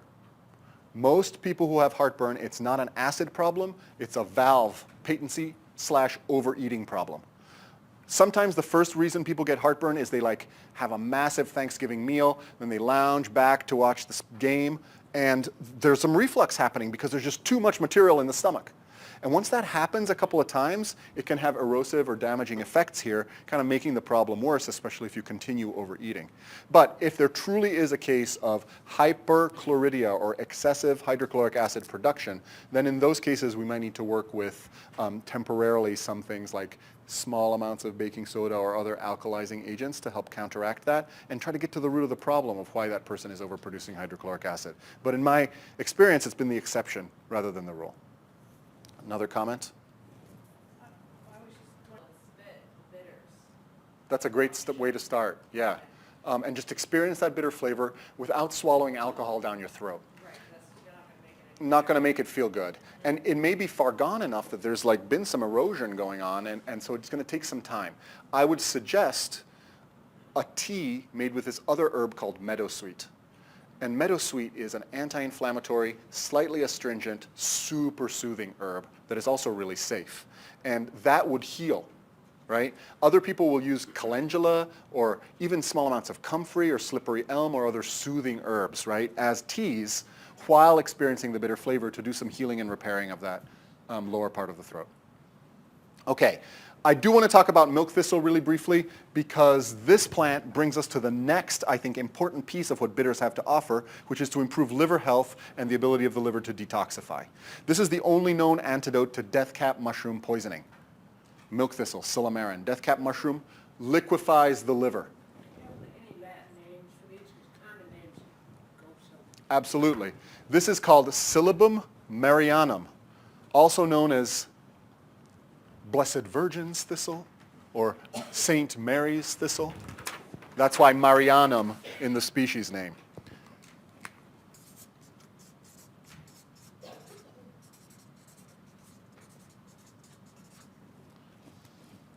The seeds of this plant are traditionally used for liver health, but the leaves make a great digestive bitter and also help support liver health as well. I'll tell you, it's really, really easy to grow. I would say almost too easy to grow and considered a noxious weed in California, right? Because it's super spiky and takes over everywhere. But here in the Northeast, the growing season is short enough, at least in Vermont, that you can keep it pretty well behaved and it doesn't set seed everywhere and take over. And it's got this beautiful electric purple flower that matures into these amazing seeds that you can grind up, add to grain at 1 to 2 tablespoons per day to support liver health. And by support liver health, I mean cirrhosis, hepatitis, right? Really active, intense liver disorders where milk thistle has been shown over and over again to be helpful. If it does go to seed here, if you start it indoors and you plant it out in May, you can get seed by the time you get to late September. In a way that does not become a noxious weed, no, because even if those seeds fall down, they won't germinate till May, and those won't ever be able to set seed. It's too late. You have to start it early, indoors. Yes? If a thistle taking over a section of my old hay field, is it likely to be milk thistle, or is there a lot of Milk thistle has these beautiful white splotches on the leaves that you can't really see. Most likely what we have here is bull thistle, right?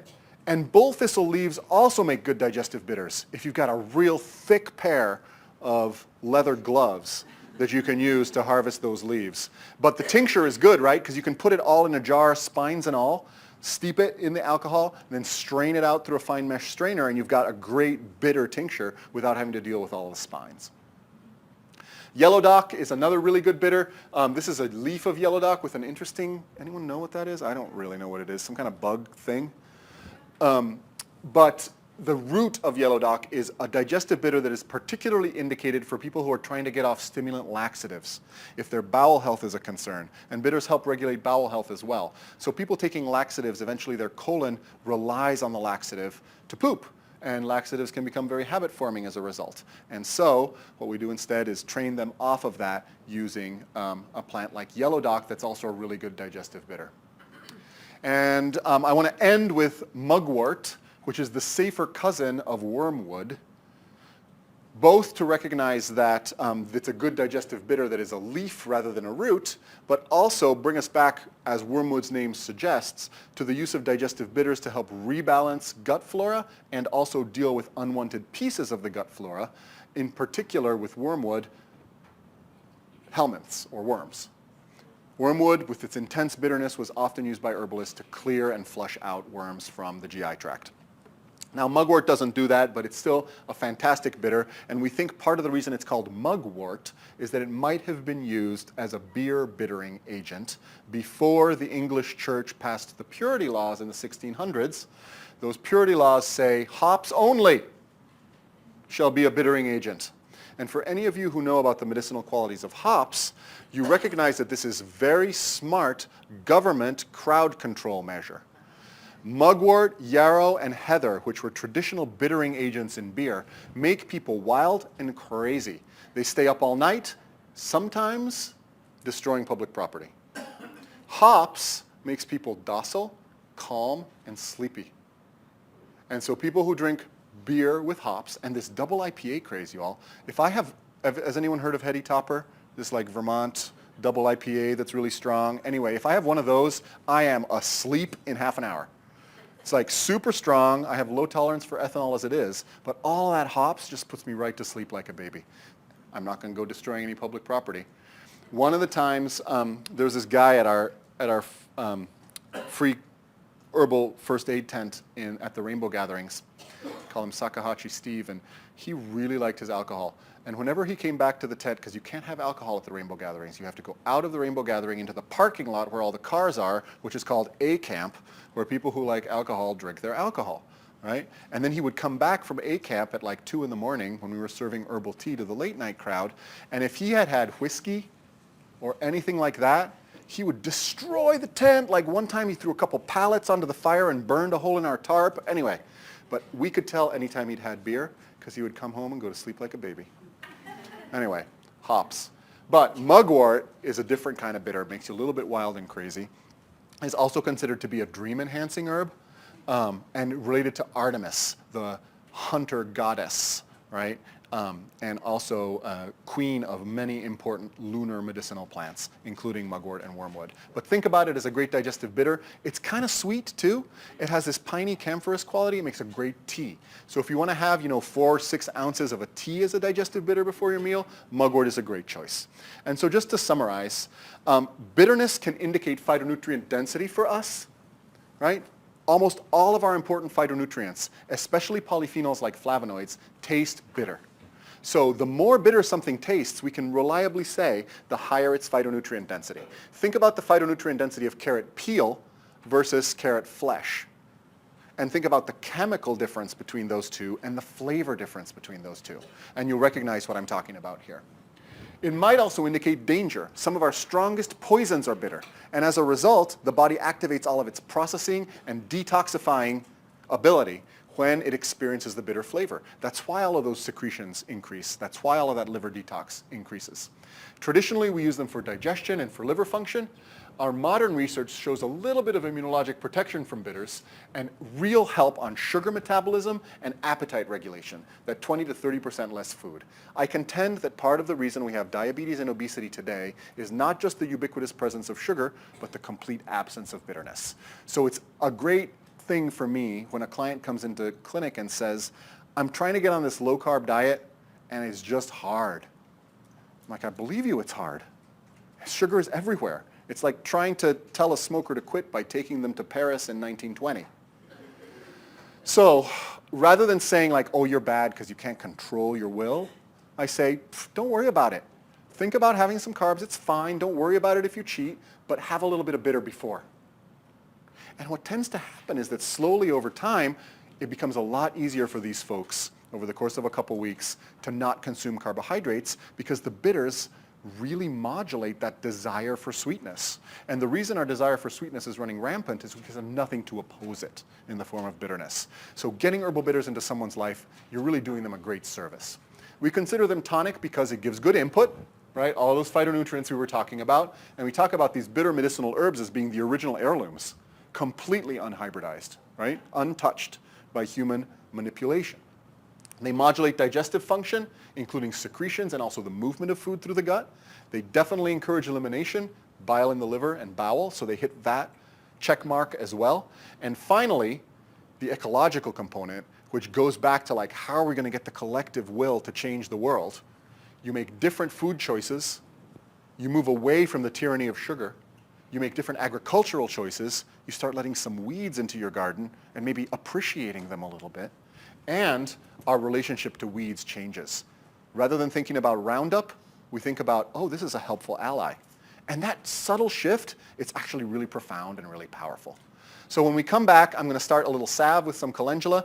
We're going to check in with our tincture, and we'll talk about aromatic plants for mood and stress, and we'll talk about our sour and our sweet tonics, our berries and our immunologic adaptogens. So I've kept you way too late. Can we take 10 minutes? We come back at 11.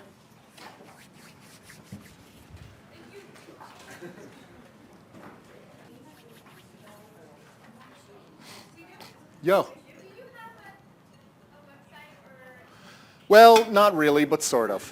Yeah, these are some places you can go to. A Radical is the quote-unquote blog that I occasionally publish to.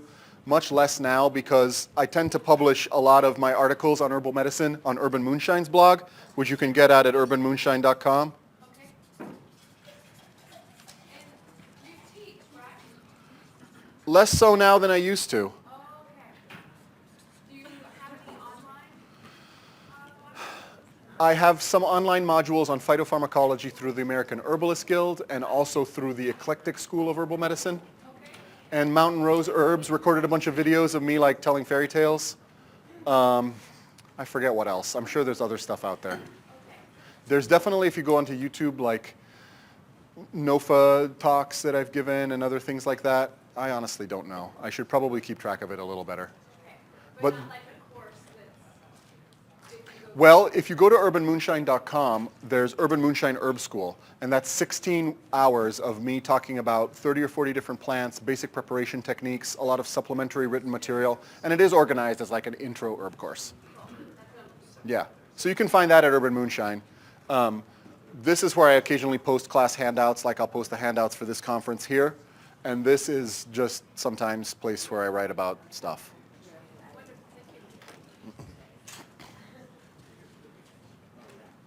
Okay, one last comment on bitters. A good point that was brought up during the break.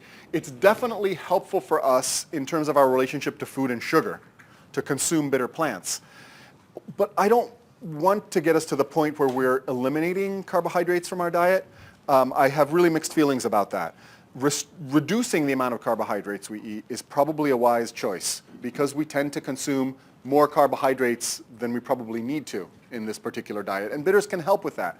But I don't want you to get the sense that Paleolithic humans didn't consume starches, because they consumed a lot of starches, both from roots and tubers and also grains. What I don't want us to do is have refined carbohydrates for breakfast, lunch, and dinner, right? Moderate that a little bit, and bitters can certainly help. I don't want us to have dessert at every meal, right? Bitters can certainly help with that. Those are the types of habits that the clients I'm working with are trying to break. Yeah? Just curious, would taking like lemon juice have the same effect as bitters? The question is, what about lemon juice? Would that have the same effect as bitters? And lemon juice does have some crossover with bitters in the sense that it's acidic, so it can help astringe the valve. And it also is what we call a cholagogue, or something that stimulates the release of bile from the liver. So having lemon juice and warm water in the morning is a great way to kind of wake up digestion in a similar way. It doesn't have the same immunologic or digestive secretion function or sugar metabolism balance function that bitters do, but it is another great way to support digestion and liver health. So that's a great point. Thank you. Comment, yep? So this is a common question. What if we put honey in our bitter tea? What if we add sweetness to the bitter preparations that we make? Urban Moonshine makes this product called maple bitters, where we put a little maple syrup in there. We call it bitters with training wheels. But, you know, it's totally fine to do so. The point is that the bitter chemistry is still going to interface with the bitter taste receptors and achieve a lot of the goals that we've talked about. That said, if you can actually taste good bitterness fully, that's good too. But really, having looked at the history of bitter preparations across the world, and particularly in the Mediterranean basin, I find there's a general template for digestive bitters, and it doesn't just include bitterness. Usually what you see are three legs to the stool when you're talking about bitters. You've definitely got your bitter stuff, but then you usually have something that's aromatic or has a personality. Think about Campari, for example. It's bittered with gentian, and it certainly is bitter, but orange peel, right? Orange peel gives that personality and that zing. Fernet Branca has some mint sometimes to give that. Many other different digestive bitters include things like fennel, for example, or anise as their personality or aromatic flavoring agent. And then the third leg of the stool is actually sweet. And people have found that adding a little honey or a little maple syrup or a sweet herb, right, like burdock that has some starchiness, can balance out this formula really, really well, make it a lot more palatable. So think about Campari again. Campari is a liqueur. It has sweetness in it. So does Aperol. So adding some sweetness is not only not a bad idea, it is historically something that has been a consistent part of digestive bitter formulations. So it's a good idea to put that in there. And if you taste it, the flavor evolves. Usually it's bitter, then you taste the personality, then it's rounded by sweetness, giving you kind of a satisfying end. And then after the sweetness dissipates, the lingering bitter remains. So next time you try some Campari or an Aperol Spritz, take a second to really give the full sensory experience a chance to evolve on your palate, because it's really pretty cool. And then that lingering bitter at the end is what, for me, is just like the most satisfying thing. Couple comments, yeah? So with Campari, is that effective as a pre-meal bitter? The question is Campari effective as a pre-meal bitter? Yes, it is. So, you know, I joke around how herbal medicine is coming to the mainstream through cocktail culture and cannabis, and I never thought that would have been the case. But, you know, I'll take whatever. Whatever. So yes, a little bit of Campari and some sparkling water is a great way to bring digestive bitters into your life. Yeah? Have you worked with anyone who is a hyper bitter taster, like has a DNA So have I worked with anyone who's a super taster, who has incredible sensitivity to bitterness and other flavors as well? And the answer is yes, I have. And these folks tend to be really, really sensitive to the bitter taste and tend to require substantially lower doses. And bitter takes up a smaller part of that formulation for their personalized digestive bitters. It so happens that Colleen, the former Urban Moonshine production manager that I was telling you about, is a super taster, which is great for us because she can pull out flavors in the raw material and like in the final products that like my palate, which is not very sophisticated, just can't do. So I love the super tasters, but you do have to be a little gentle with them on the bitter flavor. Coincidentally, it's also interesting to note that the bitter taste receptor has a range of different genetic isoforms to it that help us understand why certain people are more sensitive to bitter compared to other people. Also, kiddos have much greater density of bitter taste receptors on their tongue and in their guts than adults do. And we think that's because their metabolism is less able to detoxify poisons. They're smaller. A poison could have a more profound effect on them, so they want a stronger aversive response to any potentially poisonous molecules that taste really bitter.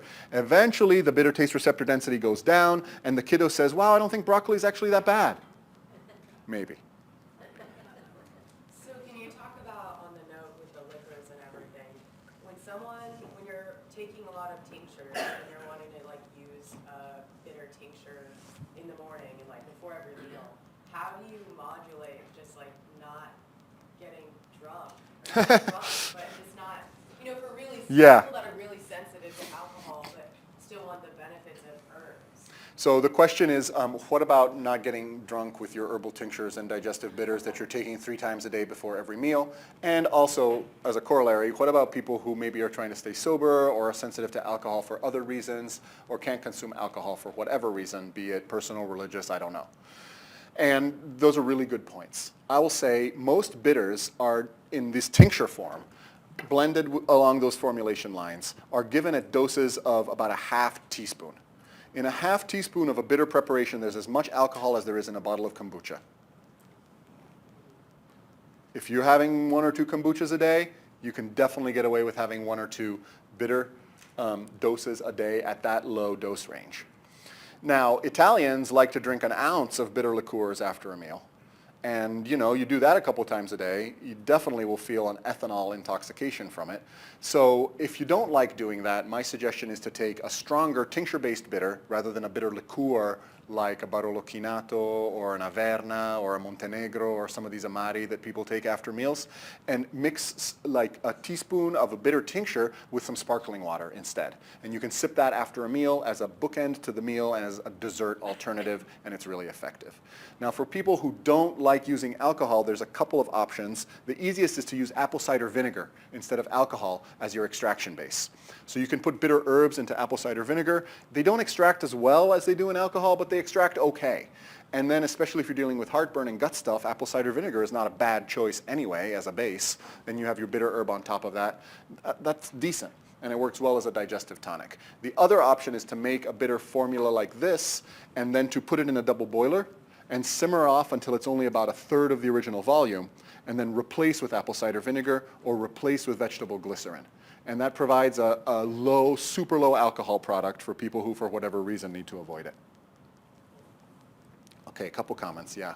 So that third preparation, would that have a better bitter component than just the apple cider vinegar as far as strengths? The solvent replacement is stronger than the apple cider vinegar because ethanol penetrates the plant cell material more effectively than apple cider vinegar does.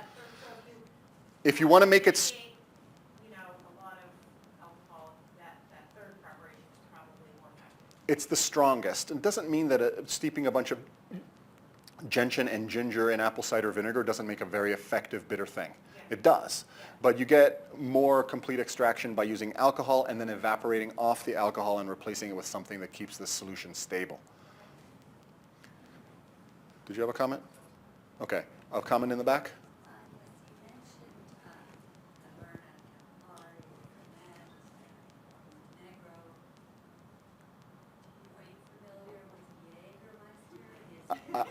I am familiar with Jägermeister, and it is similar. It is similar. I don't mind it. A lot of people are very turned off by the strong anisey flavor. So to me, it's really, and it's bitter. It's also bitter, but not quite as bitter as some of those Italian Amati are. It's a little more on the aromatic side of things.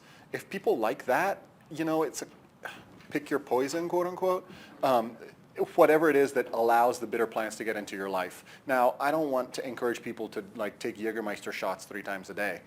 I don't know that that's what I'm really advocating for here, but it is a good aromatic bitter. There's also Unterbergen, which is another much more bitter version of the Jägermeister that also comes from Germany and is a great digestive bitter.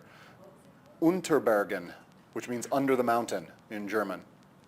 It comes in these little tiny bottles. Anyway, everywhere in the world except the United States, you find these bitter preparations as part of the culture, right? So, you know, whether you're talking about Ayurveda and a bitter melon chutney, for example, that uses this same formula, right? With like orange and tamarind, bitter melon, and sweet marmalade. Same formula, taken as a chutney during meals. Whatever it is that you like, and as soon as you start digging in any traditional cuisine system, you'll find bitter preparations are part of it. Because humans aren't dumb. They know what helps their digestion, they know what helps them feel good, and they incorporate it into traditional systems.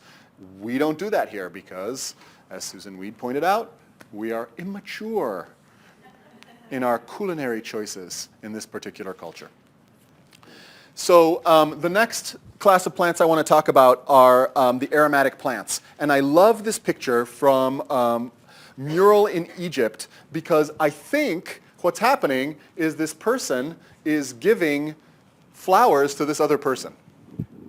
And I even imagine this other person smelling those flowers and being like, ooh, that smells so great. And I personally feel like it's really hard to stay pissed off at someone if they present me with a bouquet of flowers. Partly because they're beautiful, but partly because of their smell. And have you ever noticed when you walk into a new room and there's a new smell there, or when a person walks into a room and they have a smell on them, sometimes those smells are a little weird, but still, how it immediately like captures your attention? You can't deny a new smell. Now, your brain develops a tolerance to that smell really quickly, so you stop smelling it after a while. But when you first detect a new smell, it's impossible to deny it. And sometimes it brings back this flood of memories that are associated with that smell in a way that is more powerful than almost anything else. And the reason is there's this amazing physiologic difference between the sense of smell and all other senses. In fact, people say smell is the first sense, in the sense that it doesn't go through our brain censorship unit called the thalamus. Have y'all ever like wondered where your keys are? And you're wondering and wondering where they are, and you're like standing right there and you ask your partner, God, I can't figure out where the heck I put my keys, and they're like, they're right there on the table. Have you ever done that? You're looking for something and it's right in front of your face and you literally can't see it. Our brain is constantly pruning sensory input from our consciousness because if we were truly aware of all the sensory input, we would be overwhelmed by it. We cannot handle all of the sensory input that's coming our way, from our clothes, right? From everything that's going on inside, from the sights and from the sounds. We have to tune that business out. Large amounts of it are tuned out. And the organ in our brain that is responsible for doing so is called the thalamus. It's in the central part of the brain in an area called the limbic system. And the thalamus takes that visual information that's coming to the retina that says, there are my keys, and it's saying, you don't really need to know that right now, for whatever reason. Smell goes directly to the olfactory cortex without passing through the thalamus. It is non-censored, it is uncensorable. So even though someone might be saying your name and you can't hear it because you're paying attention to something else, or your keys might be here and you can't see it, if someone puts a smell into your olfactory consciousness, it's undeniable. So what presenting someone with roses does, and experiencing that smell, is it brings them into the present moment, right there. No wonder perfumery is so associated with seduction, right? Because if you can create a smell that immediately takes people away from whatever it is they're thinking about and focused on that smell, which is what smell does, then bam, you've made an impression. You've made an impact. You have entered that person's consciousness in a way that fancy clothing or nice words or even touch might not be able to do. So smell is really powerful that way. It's considered the oldest sense. So if we have plants that have strong smells and we bring them into someone's room or into someone's life, which is really what the art and science of aromatherapy is all about, right? We're immediately bringing them into a mindful place by grabbing them by the consciousness and saying, hey, be here now. That's exactly what smells do for us. So think about how human beings use smelly plants. Strong smelling plants are used in almost all type of ritual and ceremony. I once attended a Buddhist wedding ceremony where the first 20 minutes was devoted to prayer for the incense, where they acknowledged that the incense was there, they thanked the people who made it, they thanked the plants that were there, and they asked the incense to please bring everybody who's here into this moment now so we can be present for the bride and groom. And then they lit the incense, and we smelled it, and boy, were we there, right? We were there. And that's really useful if you're trying to encourage a spiritual experience, or if you're interested in crowd control and creating a sense of gel in a large group of people. So religion has exploited the power of aromatic plants throughout history too. Whenever I smell frankincense, I am back in the basilica of my childhood listening to the Latin Mass. And I bet everyone who was there with me, when they smell frankincense, they have that same experience. It's gelled in my head. And when the chanting happened in church and the frankincense was burned, it unites the consciousness of all the people that are there. And when human beings unite in their consciousness around a central united purpose, boy, we can accomplish some pretty incredible things, both for good and for bad, right? And smells have been really used to guide that. That's why we throw lavender flowers and rose petals down at weddings, right? Traditionally, aromatic plants were used in childbirth, spritzed in the room, or used as aromatic washes for the mom. And also during times of death. Flowers like lilies that have strong, intoxicating aromas. Again, to be like, something's happening here. Let's be present together. So that's what aromatic plants can do for us. And how much more so when we take them internally instead of just sniffing or smelling them, okay? So I want to start, before I get into them, I'm just going to put a little olive oil in here, okay? This is a crock pot. You all know that. Crock pots are common and useful tools. I use mine for making bone broth, but I have a separate special one that I use for making salve. And you can make salve using a double boiler. What is a salve? It's essentially an oil-based herbal preparation that has a thickener in it. That thickener can be, I start with coconut oil or I start with lard, something that's solid at room temperature. And then I warm it up in the crock pot, put herbs in it, strain the herbs out, and let it re-solidify later. Or it can be what we're doing, which is to use an oil like olive oil. This is not the best quality olive oil, just by the way, but still, it will suffice for tropical preparations. And we thicken it with beeswax, okay? And the whole point of thickening it is that you don't always want to rub like vast quantities of oil on yourself, like if you have a little burn or a scrape or a wound. So the thickness of the salve allows us to put it in a little jar, then we scoop out a little pot, we can use it as a lip balm, we can put it on wounds, etc. So I'm just going to warm up some olive oil.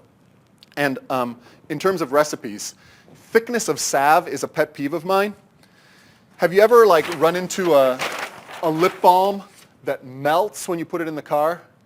And like, Or have you ever run into a salve that's so hard it feels like you need a screwdriver to get a little piece of that stuff out and actually use it on your body? So I want the right amount of thickener. And it's actually really simple to remember if you're using olive oil and beeswax or oil in general in beeswax. Let's say you're using, like we'll do here, we're going to use 20 fluid ounces of olive oil. Your beeswax is going to be 2 ounces by weight. And that's simply it. In my opinion, that's one of the best ratios. If you want it a little softer, use a little less beeswax. If you want it a little harder, use a little more beeswax. But it's that 1 to 10 ratio of weight of beeswax to volume of olive oil. If you're into the metric system, it works too. You know, for every 10 grams by weight of beeswax, use 100 milliliters of whatever your fluid is. Okay? So that's what we're going to do now. I'm going to put 20 ounces of olive oil into the crock pot, and I'm going to use 2 ounces by weight of beeswax to thicken it. But before we do that, I want to infuse one of my favorite topical use herbs into that olive oil. It turns out it's also a really good aromatic plant, though it isn't used for stress and mood quite as much as I would like, and that's calendula. Calendula is a great healer of all tissue, both outside of the donut and inside the donut. And by donut, I just remind us that we have a big hole running through us. And well, all parts of the calendula plant are pretty sticky and covered in resin, but by far the stickiest and most covered in resin is the flower. So generally speaking, I use the flower. Although, I wouldn't be opposed to putting some leaves in there as well. So this is flower from Vermont, nice, beautiful yellow calendula. Now, just because calendula is yellow doesn't mean that it is sticky and resinous, right? So some of the resina varieties are actually more like pale yellow instead of this bright orange, and they're super sticky and resinous. If you're making a salve, what you really want is the resin quantity. The thing that's making it orange is carotenoids, which topically are neither here nor there. But one of the things that's really useful about calendula internally is that it helps soothe and heal, like in that chronic heartburn situation we were talking about, or gastric ulcers, or things like inflammatory bowel diseases like ulcerative colitis or Crohn's disease. Calendula heals the skin, but it also heals the inside of the donut hole, okay? So just putting this oil in the crock pot is pretty simple and easy to do, right? And then you want to put the herbal material in there. And I'll tell you, if all you use is olive oil and beeswax, you're still making a pretty medicinal product, right? Some people don't like olive oil to make an infused oil because massage therapists, for example, feel it's too greasy. So they'll use something a little more thin, like a grapeseed oil, for example. You can infuse herbs into that as well. But for a salve where we don't really care, we're going to make this thick product anyway, I love olive oil. It's got polyphenols in it. It's antiseptic to begin with. It's just a healing substance on its own. It's going to be even better once we infuse these calendula flowers in there, okay? So that's the next step that I'm going to do. So this is a situation where we could weigh it out if we wanted to, like we did with the tincture, to create a consistent recipe. But the thing that's important for me to do is just make sure that all of those calendula flowers are completely covered and that there's not so many in there that they're sticking up and out of the oil. Okay? So putting a couple good handfuls there for that 20 ounces of olive oil seems to be able to do the trick. We're just going to let that infuse now for a while. Cover it up. And the secret here that many people don't know about, and I could be wrong, probably a lot of you do, but you can put fresh things in there, and you can actually put tinctures into your oil base, both to make an infused oil or to make a salve. You can put super strong tea in there too. And you might say, well, geez, water and oil don't mix. What are you doing? And you could be creating pockets of anaerobic, watery stuff inside your salve where botulism could develop. Are you nuts? Well, if you put watery material or tinctures into your crock pot or into your double boiler when you're infusing the oil with that stuff, what you'll find is it starts to bubble and simmer. And that's water boiling up and out of the oil. And if you just let that continue until the bubbling and simmering stops, all of the water or water and alcohol are gone. And all the herbal extractives are in the oil. So you can, if you really want to make a concentrated salve, pre-extract with alcohol to make a strong tincture, then just put that right into the oil. And that ensures that all of the constituents remain in the oil while all of the watery stuff boils off. It usually takes, depending on your batch size, only about an hour or so for that process to finish up.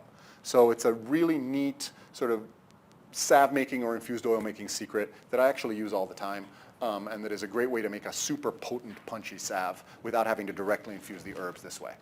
Yeah? Correct. That's a very good point. You want to make sure you take the lid off so that everything can boil off. If you're using dry herbs, keep the lid on it because sometimes volatile oils will circulate and you want them to try and stay in the oil, right? So if you can keep the lid on, that's great. If you're using a double boiler, that might be a little harder to do. But some double boilers do have lids that you can put on that second one. Yeah? What type of herb would not be appropriate for salve? What type of herb would not be appropriate for salve? I mean, I can't really think of one. There's some herbs that you really don't have much of a benefit topically, but it's not like it would be inappropriate to put them in salve. I'm even trying to think of, like, I don't know that I would ever make a gentian root salve.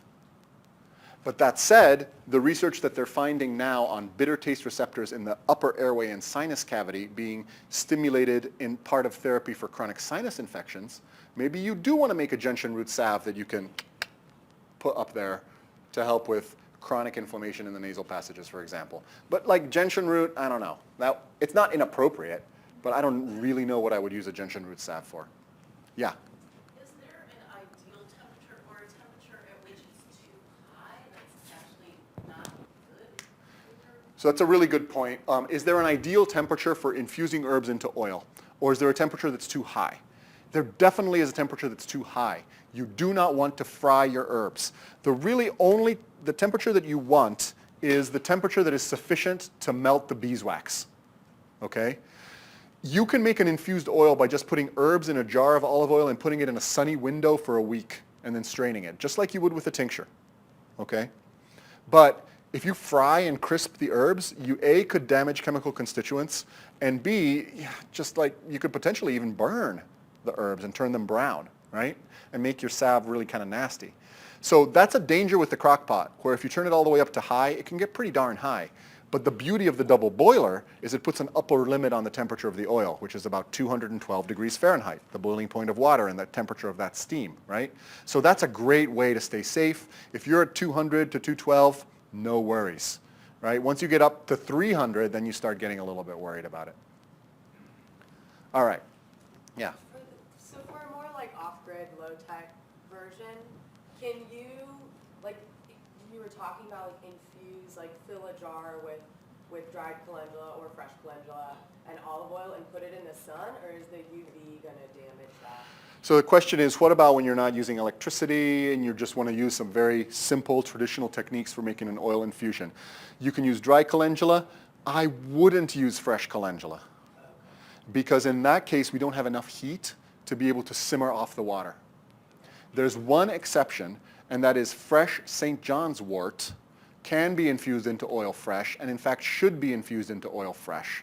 And the use of St. John's wort infused oil is primarily for two things. Puncture wounds, it's anti-tetanus, strong activity against tetanobacteria from St. John's wort. And the second is neuropathic pain, numbness and tingling associated with nerve damage, either in situations where there's been an amputation, or for example in diabetic neuropathy, or neuropathy associated with some chemotherapeutic drugs. St. John's wort oil rubbed into the soles of the feet is nice. That's one herb that you should extract fresh in oil, and it's so amazing to do, it turns the oil blood red. And dry St. John's wort doesn't do that in the same way. Herbalists talk about St. John's Day or St. Joan's Day, which is midsummer, the summer solstice, and that's when St. John's wort starts to bloom. It looks yellow like the sun, but it hides the sun's wound. Because on the summer solstice, the sun is mortally wounded, and its vitality decreases over the second half of the year until we get to about now-ish, right? And that wound is represented by the blood red color of the St. John's wort. When you squeeze the flower bud and red juice comes out, or when you infuse it into oil and it turns blood red. Okay? So no fresh herbs with the exception of St. John's wort when you're infusing them in a sunny windowsill. And does the UV damage them? It does if you leave it there for like 3 months. But the week seems to be about the sweet spot to be able to get enough warmth from the sun to circulate and extract and not do enough UV damage. So I feel fine about leaving it even outside on a stone in your summer garden for a week to infuse and then bringing it back in and straining it out. I don't think you get a lot of UV damage during that time. Would a south window for the St. John's wort, fresh extracted in the oil, south window for a week? South window for a week, or in the middle of your garden, in the middle of like cayenne pepper plants and St. John's wort and like fiery stones and your solar related talismans, you know, sitting there for a week under the summer sun right after the summer solstice. South-facing window is good too. So like castor oil would help emulsify the water and the oil and be a bit antimicrobial and inflammatory. Castor oil might help if you're dealing with fresh plants and you want to minimize the antimicrobial piece. Yep. Castor oil is hard to work with a little bit. People feel like it's super oily, but if you like it, no, that's great. You can pick any oil that you'd like. Yeah. Do you want to avoid freezing this? So if you're, say, for instance, a fresh plant, you throw it in there with oil and let that freeze overnight, it takes all the water out that way as the water separates. So can we put fresh plant material into oil and freeze it overnight and thereby have the water separate off? I don't have experience with that, so I can't speak to whether it's effective or not. Have you had that be effective? I don't know if freezing oil with herb water in it would actually, or if the water would just freeze in with all the herbs and like not come to the bottom, right? Because water should go to the bottom. It's more dense than the oil is. So I have used that process, but in reverse. For example, when extracting pine pitch or propolis or cannabis or other really resinous plants, if you got a big old pot of water, you throw all your herbal material in there, and then you throw lard or coconut oil or olive oil or something like that in to that pot of water with all the herbal material, and you boil it. You boil it, you boil it, you boil it, right? And that keeps the temperature at 200 Fahrenheit, which is good, and it provides heat for the extraction. Then you take that pot of water, strain everything out, so it's now herbal extractives, oil, and water, and then you freeze that. All the oil and its extractives rise to the top and solidify, right? Or you don't even need to freeze it, you just need to put it outside and cold. So the oil solidifies, the water stays there, you poke a hole in the oil, you drain off all the water and throw it away, and you've got this amazing infused oil. So I've used that method, but I've not done the reverse, trying to separate water out of a mostly oil preparation, so I can't really speak to it. Okay, let's get into some, oh yeah. Is there any benefit to lard or other amazing things like rendered bear fat? And yes is my answer. We feel like there's better penetration into the human skin from animal fats than there is from vegetable oils. Now, it's not a lot better, but if we're dealing with osteoarthritis, for example, right, making a datura seed and boswellia unguent with lard is an amazing way to do it. As long as people don't mind, smelling like lard or smelling like beef tallow a little bit, which I don't personally mind. But a way to do that if you're vegan or vegetarian or you don't want to use animal fats is to use lanolin, which even though I don't think vegans can use lanolin, I'm not sure. But it is an animal product, but the sheep are not harmed. Or I guess it depends how you feel as a sheep from being sheared and things like that, but you're certainly not killed. So lanolin can be an animal fat-like product that can be mixed with vegetable oils to improve their penetration in human skin. All right, so a couple of aromatic plants that I want to share with you. The first is garlic. And I love garlic because it really encapsulates the two main things that aromatic plants can do for us. First of all, garlic kills freaking everything, except for white rot mold, unfortunately, the fungus that attacks garlic. But viruses, bacteria, fungi, including tinea fungus, responsible for ringworm and athlete's foot, all killed by garlic. It's an amazing broad-spectrum antimicrobial. It does a lot of amazing stuff on things like high cholesterol and liver health too. I won't talk about that. That's a little bit of a special thing that has to do with its tonic pungent compounds. But garlic's second major thing is its ability to cause what's called diaphoresis, or sweating, and to do what's called vasodilation, or opening up of the blood vessels. And as a result, we use garlic for high blood pressure. Okay? Now, garlic is so hot of an aromatic plant that some people from the Ayurvedic tradition, these ascetic meditating yogis, they'll say, don't eat garlic because it's too stimulating to libido. I don't know if that's exactly true, but it is very hot and warming and spicy, and it does kind of like get your mind moving a little bit more, partly because it pumps your blood a little more and improves circulation so well. And I guess if you're a meditating yogi, you probably don't want that. Or, I don't know, maybe you don't want that. That's the only sort of spirit-related caution that I've heard around garlic. There are other cautions, like too much fresh garlic will make you puke because it's really intense. Right? I totally get that. It's not an herb that we want to use with active heartburn and ulcers at very high doses. But one of the beauties of garlic's aromatic qualities is that if we roast it or cook it, it's still very effective as a vasodilator and an opener of circulatory function. Does that make sense? 2 to 3 cloves a day, roasted, cooked, infused in oil.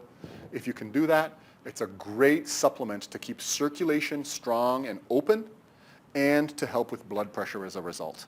I use it primarily in this one presentation of blood pressure.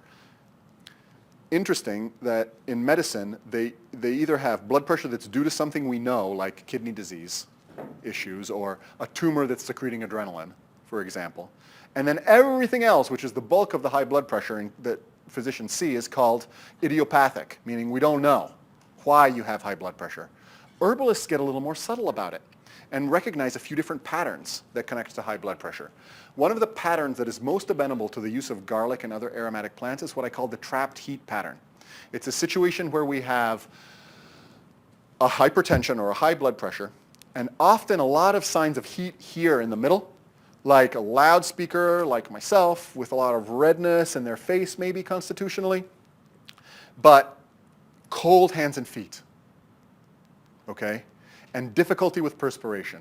And if that's the case, opening the circulation to improve the temperature of the hands and feet will also distribute the blood volume more efficiently and help counteract the pressure.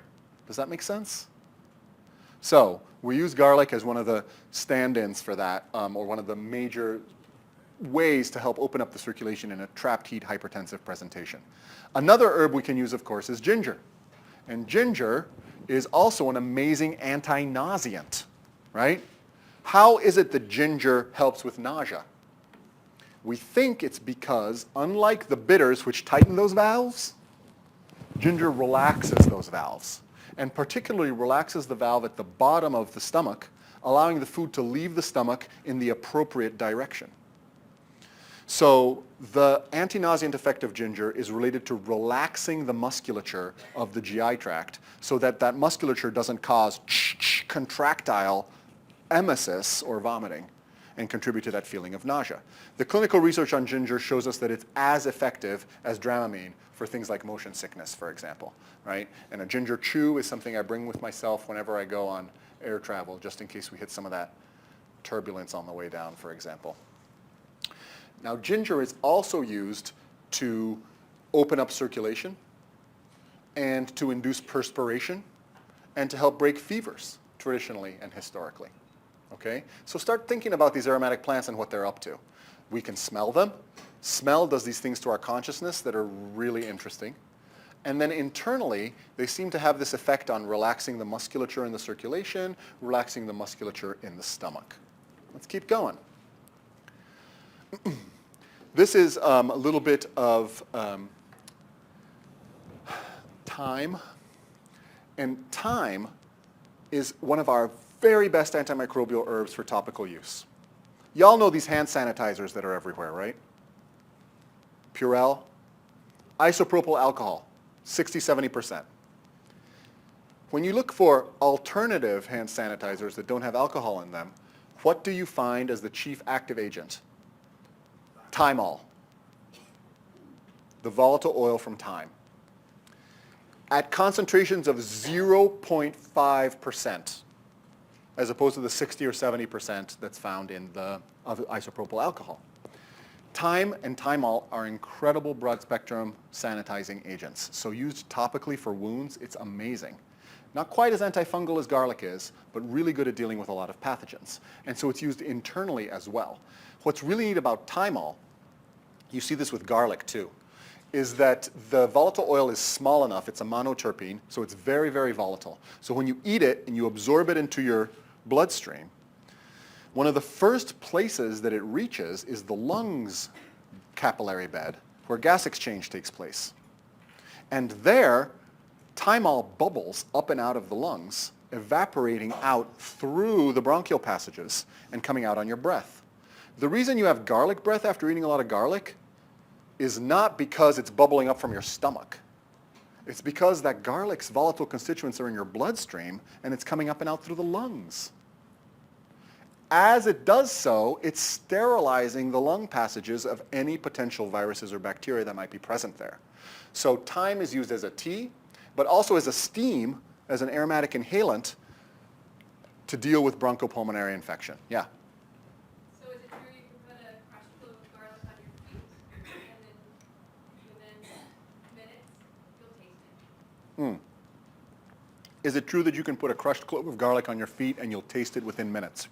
I don't know about within minutes, but you will get some transdermal absorption of some of the pungent constituents and aromatic constituents of garlic through the soles of your feet or through the soles of the palms of your hand or anywhere else on your body that you might put it. And I don't know if it's minutes, but you should be able to get a little bit of a sense of it on your breath, but it's coming through your lungs, not through your stomach. And is the allicin, the crushing and the allicin, is that a component that you suggest whenever you're doing it, or? That's a little bit of a tangent, but yes, and it's a good thing to point out. When you're using garlic, you want to crush it or traumatize it as much as you possibly can. You don't need to chop it really neat and thin. Just like traumatize the bejesus out of it until it turns into a pulp. And then you want to let it sit for about 5 minutes. The reason being is that the pungent compounds require activation by an enzyme, and the pungent compound precursor and the enzyme are in 2 separate compartments in the garlic clove. Traumatizing it mixes the enzyme with the precursor, activates the pungent allicin, which is medicinal antimicrobial. So traumatize it, let it sit for about 5 minutes, then cook with it or eat it or infuse it or whatever it is you want to do, rub it on the soles of your feet. Now, thyme is also used to induce sweating in a fever, as well as being antimicrobial. So some of the same qualities you see from other aromatic plants are also found in thyme. This is fennel, and fennel comes to us in a couple of different ways. I grew up eating the bulb of sweet fennel, chopped up and put into salad, again, maybe with some radicchio and a little bit of olive oil, and maybe something sweet like a pomegranate seed, right? Look at what you're doing when you do that.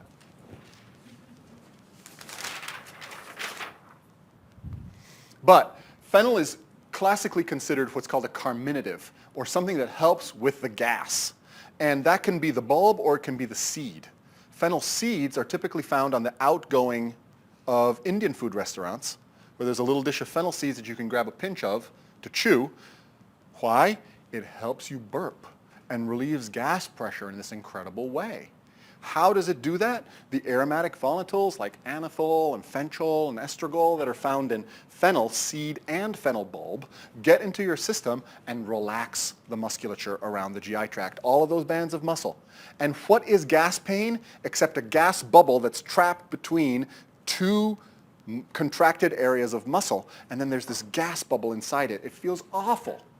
So if you can equalize the tension of the muscles in the GI tract by relaxing them a little bit, then the gas gets to move around. It doesn't feel like this bloated, pressured thing. Many times you'll fart or you burp or both, and boy, that feels good if you're overfull, right? So aromatic carminative plants are used to relax the gut smooth muscle to allow gas pressure to equalize and just make people feel better. That's often the reason why they're added to the bitter, right? Because it's great to have that 1-2 combo of something that stimulates digestive function and causes contractility of the muscles with something that also relaxes the muscles so that the gut can hedge its bets a little bit and achieve the optimal level of tone and tension as necessary for that individual person. One of my favorite aromatic plants is linden. Oh, did you have a comment? Yeah. Certainly not thyme and fennel, that is raw or cooked. Thyme and fennel, raw or cooked. And seeds, pinch raw. No need to cook them. Fennel bulb, I prefer it raw, but you can certainly cook it, although it loses some of its aromatic quality. With thyme, fresh in a wound is ideal, but you can certainly cook with it, although some of its medicinal activity will be lost because the heat dissipates those volatile oils. And remember, right, terpenes, anyone ever heard this word? Terpene? A class of molecules that's very small, light, volatile.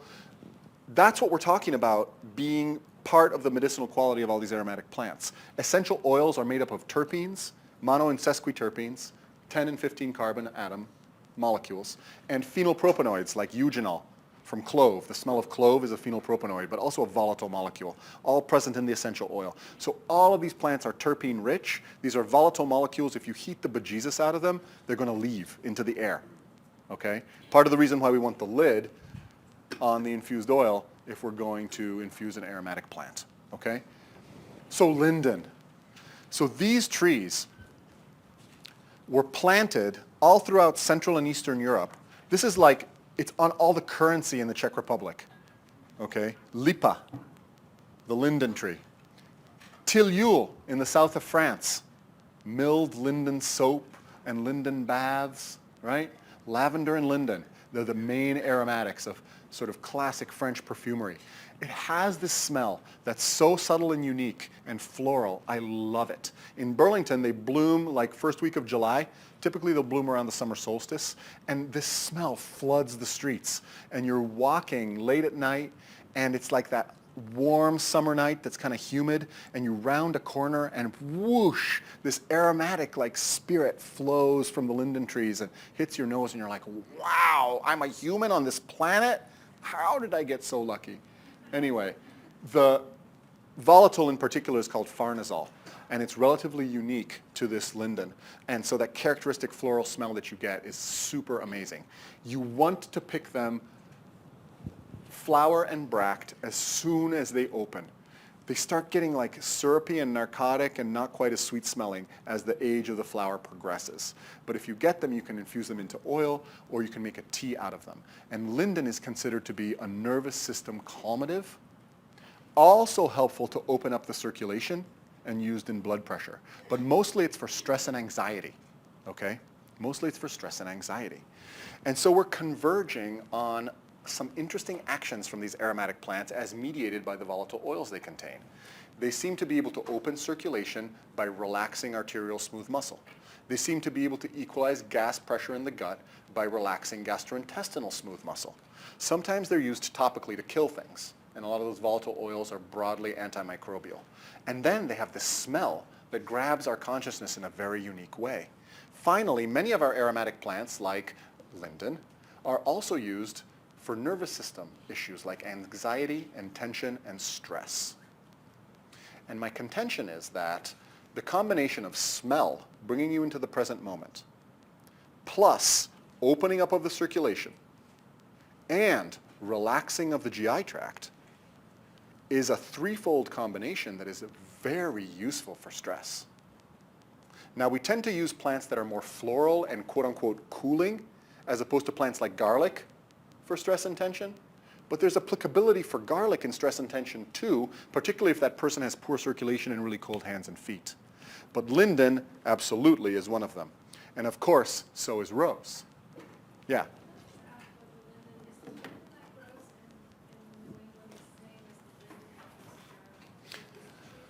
So the question is the linden that grows in New England the same as the linden that grows in Europe?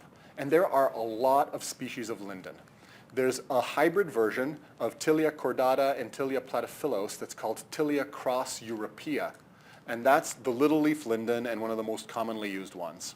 But we also have Tilia platyphilus, which is a commonly used species of linden that is really good, that grows here.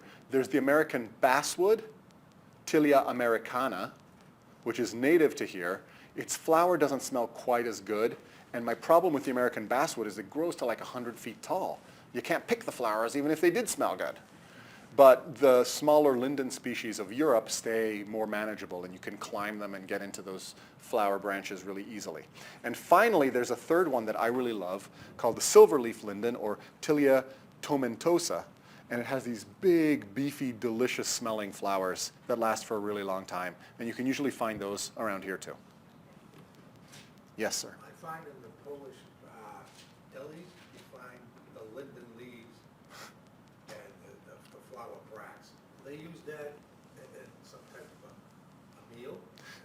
So the comment here is that in certain Polish delis, you find not only the linden flower and bract, but you also find the linden leaves.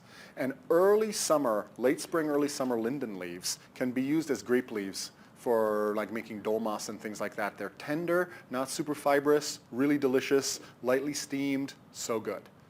But the linden, flower, and bract is the part that's used as medicine as an anti-stress circulatory opener aromatic.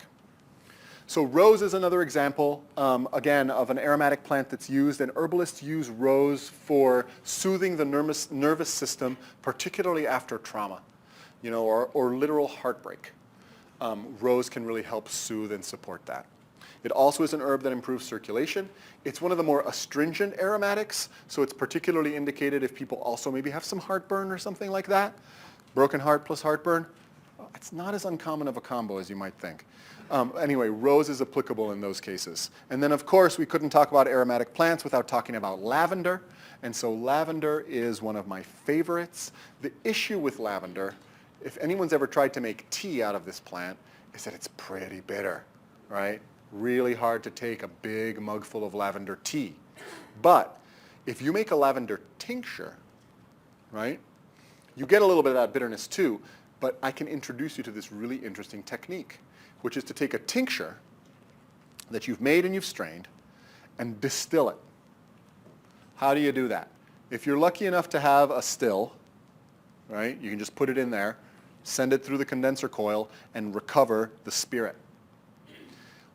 Otherwise, another way you can do it is by putting mason jar and essentially drilling a half-inch hole in here, putting a rubber gasket in it, running some copper coil that's used for like water supply for refrigerators off of it, and then putting that copper coil through the same half-inch hole with gasket into another mason jar. This you put into a simmering water bath on the stove. This you put over on the side. The steam comes out. Ideally, you'd cool the copper coil, but if it's all sealed, that's not necessary. And so what you get over here is what? Vapors of ethanol plus all of the volatiles of lavender. And what's left behind? All the fixed bitter constituents. It's not a hydrosol anymore because we started with a tincture rather than starting with water. But if you use this process with water and lavender flowers, what you get on the other side is a hydrosol. But what I love about the tincture first is that it really draws out all of those volatile chemicals. And then distilling it, you leave behind all of the fixed bitter stuff. So all you're left with is the lovely volatile aromatic qualities of lavender without any of its bitterness. That can be dosed in drops of 1 to 5 drops as needed under the tongue to help with gas, bloating, opening up circulation, or dealing with stress or tension. In this pharmacy in Florence called the Apothecary of Santa Maria Novella, they have this thing called hysterical water that they make. And they call it hysterical water because it was for hysteria. And hysteria, it's actually a really interesting word. Probably a lot of you know about the etymology of this word, but it comes from the Greek word uter, which means womb or uterus. So the root word in Greek for hysterical and for uterus is the same. And the reason for that is that people with uteruses were thought to be the hysterical ones, right? People without uteruses are certainly very unemotional and rational people, right? And that when the uterus was acting up, that's when you got uterusy or hysterical. Very interesting stuff. And it was thought that what you needed was something to calm your uterus down. Now, I'm really going to push back against that, pseudoscientific medical theory because it's totally not true. But nevertheless, it does point to the fact that stress and tension, which we might put under the rubric of hysteria, anxiety and frazzledness, can be ameliorated by aromatic plants. But it's not because they do something magical to the uterus, though they do. It's more because they open and relax the circulation, and they relax the musculature of the GI tract, and they smell really good, so they bring us in the present moment. All of these things are anti-stress. All of these things promote relaxation. Now, on the uterine tangent, it's really interesting, right? So aromatic plants are infused into oils, and they're used for people who are experiencing menstrual cramps topically, rubbed on the lower back or rubbed here in the pelvic area of the abdomen. Those volatile oils relax smooth muscle. So if you've got a cramping uterus that's giving you some distress, relaxing that muscular contraction makes it feel better. right? So aromatic plants have always been used topically, as well as somewhat internally, to help with things like menstrual cramping. And maybe that's where they got this whole uterusy thing. I'm not sure. But what's fascinating to note is they're completely contraindicated in pregnancy. No thyme in pregnancy. Maybe a little bit of fennel, but some of our stronger aromatics like clove or even tulsi, you don't want to use in pregnancy. Really high doses of garlic, not okay in pregnancy. Ginger might be an exception to that, right? Which is really good for morning sickness and has been used safely. But our stronger aromatic plants can actually initiate uterine contractions in a pregnant person, which is not what you want to do. Does that make sense? So let me, what's that? Correct. Yes. No, I'm talking about week 15. Now, let me just finish this thought, and then I'll take a couple of comments. The point is that these volatile oils, has anyone ever put tea tree oil in their eyeball? You laugh. Why? It would destroy your eyeball. It's super painful. Why is it that these aromatic plants' essential oils kill bacteria and viruses and fungi? They melt them, right? These monoterpenes are so oily and so penetrative. What's turpentine? It's the distilled spirit of pine trees. It's essential oil. It thins paint. It acts as an industrial solvent. This stuff is intense when it's concentrated, okay? So small amounts even are somewhat irritating to muscle. So if a muscle is relaxed to the max and you apply some volatile oil to it, even in small concentrations, it actually stimulates it to contract a little bit. Then after that, you get a relaxant effect. And that comes, we think, through mild blockage of what are called calcium channels. These calcium channels are important for making that musculature contract. If you've ever heard of the drug calcium channel blockers for high blood pressure, you'll see that mildly blocking calcium channels with aromatics can be useful for blood pressure. So you get this initial sort of spasmogenic, irritative effect, and then you get this prolonged relaxant effect. The initial spasmogenic effect doesn't matter much if someone is experiencing uterine cramping. The uterus is spazzing out already, right? What predominates is the relaxant secondary effect. You get that? Now, if you're pregnant, the uterus is totally not spazzing. In fact, it's relaxed and stretched out. And small amounts of something that might trigger a little irritation, even if it's followed by relaxation, might be enough to get that uterus triggered into contracting and causing miscarriage. And that's what we don't want. So it's this biphasic time response that comes from these aromatic plants. At first, a little initial spasmogenicity, then that's followed by relaxation. So essentially, it takes the musculature inside the body and stretches it out like a rubber band a couple times, and then lets it find its own optimal tension level. So what I talk about these plants doing is restoring neuromuscular tone to our insides. And the brain actually perceives that as a situation of low stress. And that's how they end up having positive effects on things like anxiety, stress, and nervous tension. Okay, there were a couple comments. Just a friend of mine wrote a book about infertility and like increasing fertility through diet, and she specifically says overdoing ginger is a problem. So the comment is that overdoing ginger in pregnancy might actually be a problem. Yeah, she said for contraction. Small amounts of ginger relieve nausea for things like morning sickness.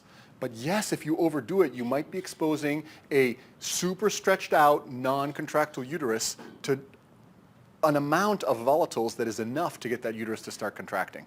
So that's a good point. You have to be careful. Yes? A lot of the herbs that you mentioned to avoid during pregnancy are exactly the ones that otherwise we use to treat sickness or illness, flu and cold. Uh-huh. What would you use instead?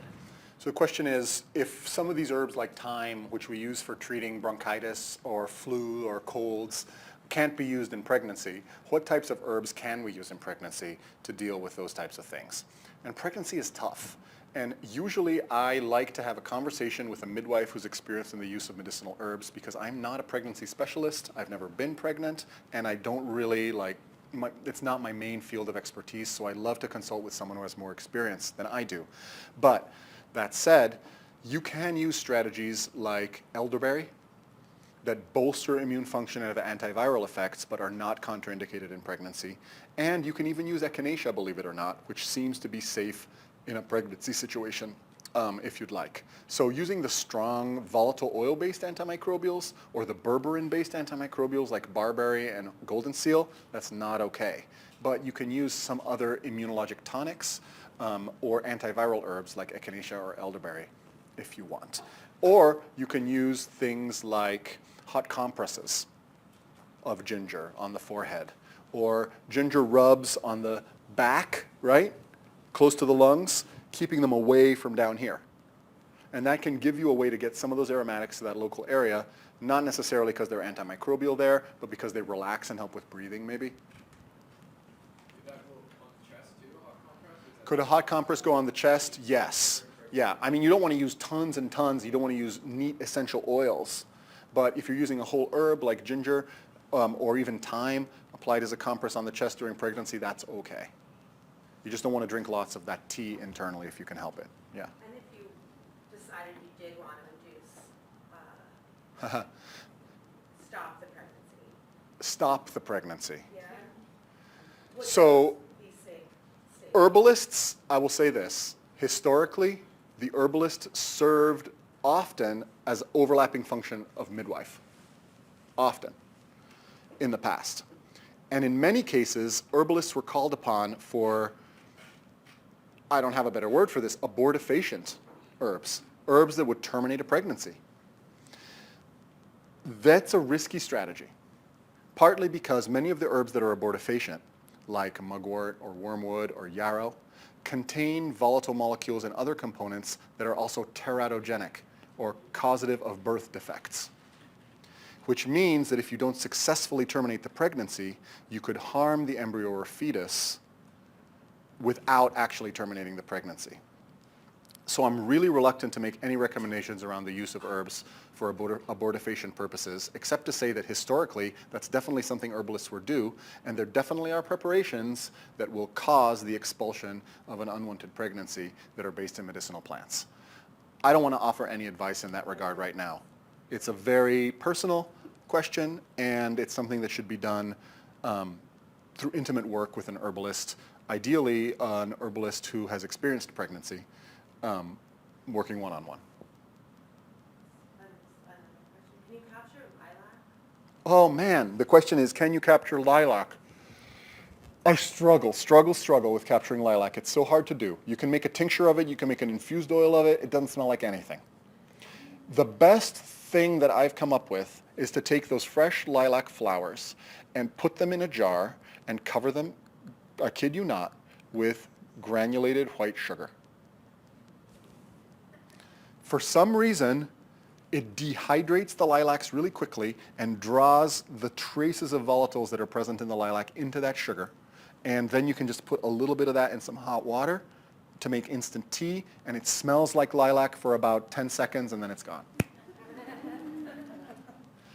So it's hard. I wish I could capture lilac a little better, yeah. I feel like I've heard about people doing a similar thing with honey. Yeah, infused honey is also really good too. For some reason, it didn't capture the lilac as well as the granulated white sugar did. Okay, the last one I want to talk about in terms of aromatics is Tulsi or holy basil. And I'm just going to, while I talk about the holy basil, I'm going to pour off a little bit of this tincture. Now, whenever you've made a tincture, any of you who have done so, how long are you supposed to steep a tincture for? 6 weeks, a month, a lunar cycle, as long as you want. Okay, I'm here to tell you that we don't have to really steep tinctures that long if we don't want to.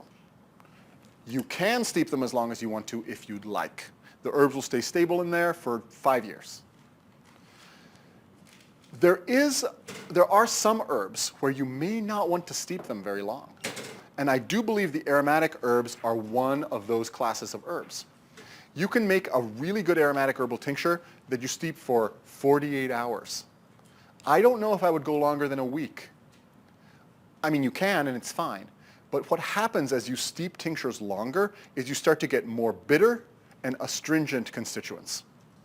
The volatile oils, think about where they're present. They're present on trichomes, right on the outer surface of the leaf. They dissolve into that alcohol in the matter of hours or even minutes. It's the other stuff, the tannins, the astringent components, the bitter components that take longer. Anyone ever heard of quinine? Peruvian bark? Cinchona is the source of the alkaloid quinine. It's just the chief bittering agent in tonic water. If you get Peruvian bark and you want to use it to make your homemade tonic water, which is totally easy to do, by the way, I refer you to my book, DIY Bitters. But if you steep that Peruvian bark for a week, it's going to taste muddy, super astringent. If you steep it for 1 day or even 12 hours, all you get is the quinine. And it's clean and bitter and awesome. So there is some subtlety in tincture steeping, particularly if you want to avoid astringent or bitter tasting compounds. Steep it for a short period of time, which works great for aromatic plants. Okay? If you steep a peppermint tincture for 6 weeks, it's going to be astringent. If you steep it for 6 hours, it's going to be pure menthol. And that's all you're really going to get. Does that make sense? Yeah. Are there medicinal properties in those alkaloids that are something that you potentially would like to have for a different condition? So we're talking about using thyme, not the herb, but the fourth dimension, to fractionate the chemistry of the plant. And anytime you fractionate the chemistry of the plant, you're not dealing with whole plant anymore. And there's definitely pitfalls to that.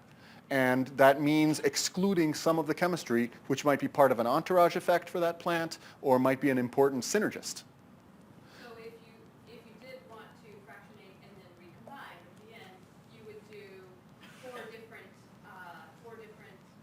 jars, extracted 48 hours, extracted 1 week, extracted 2 weeks. If the point is, like, could you have 4 different jars? One is only extracted for a day, one is extracted for a week, one is extracted for 2 weeks, one for a month. If you leave it for a month, you're going to get all the constituents.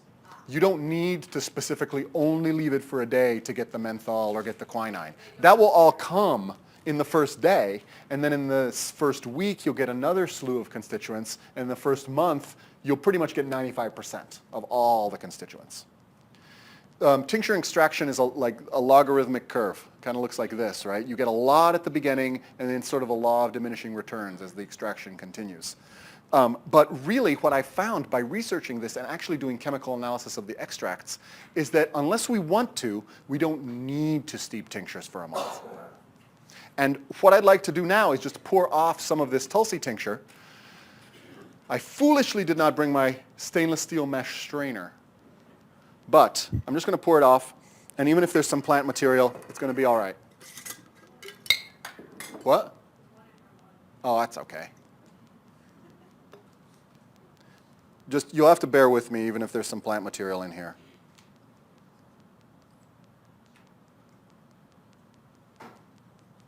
So I don't know how long this is steeped.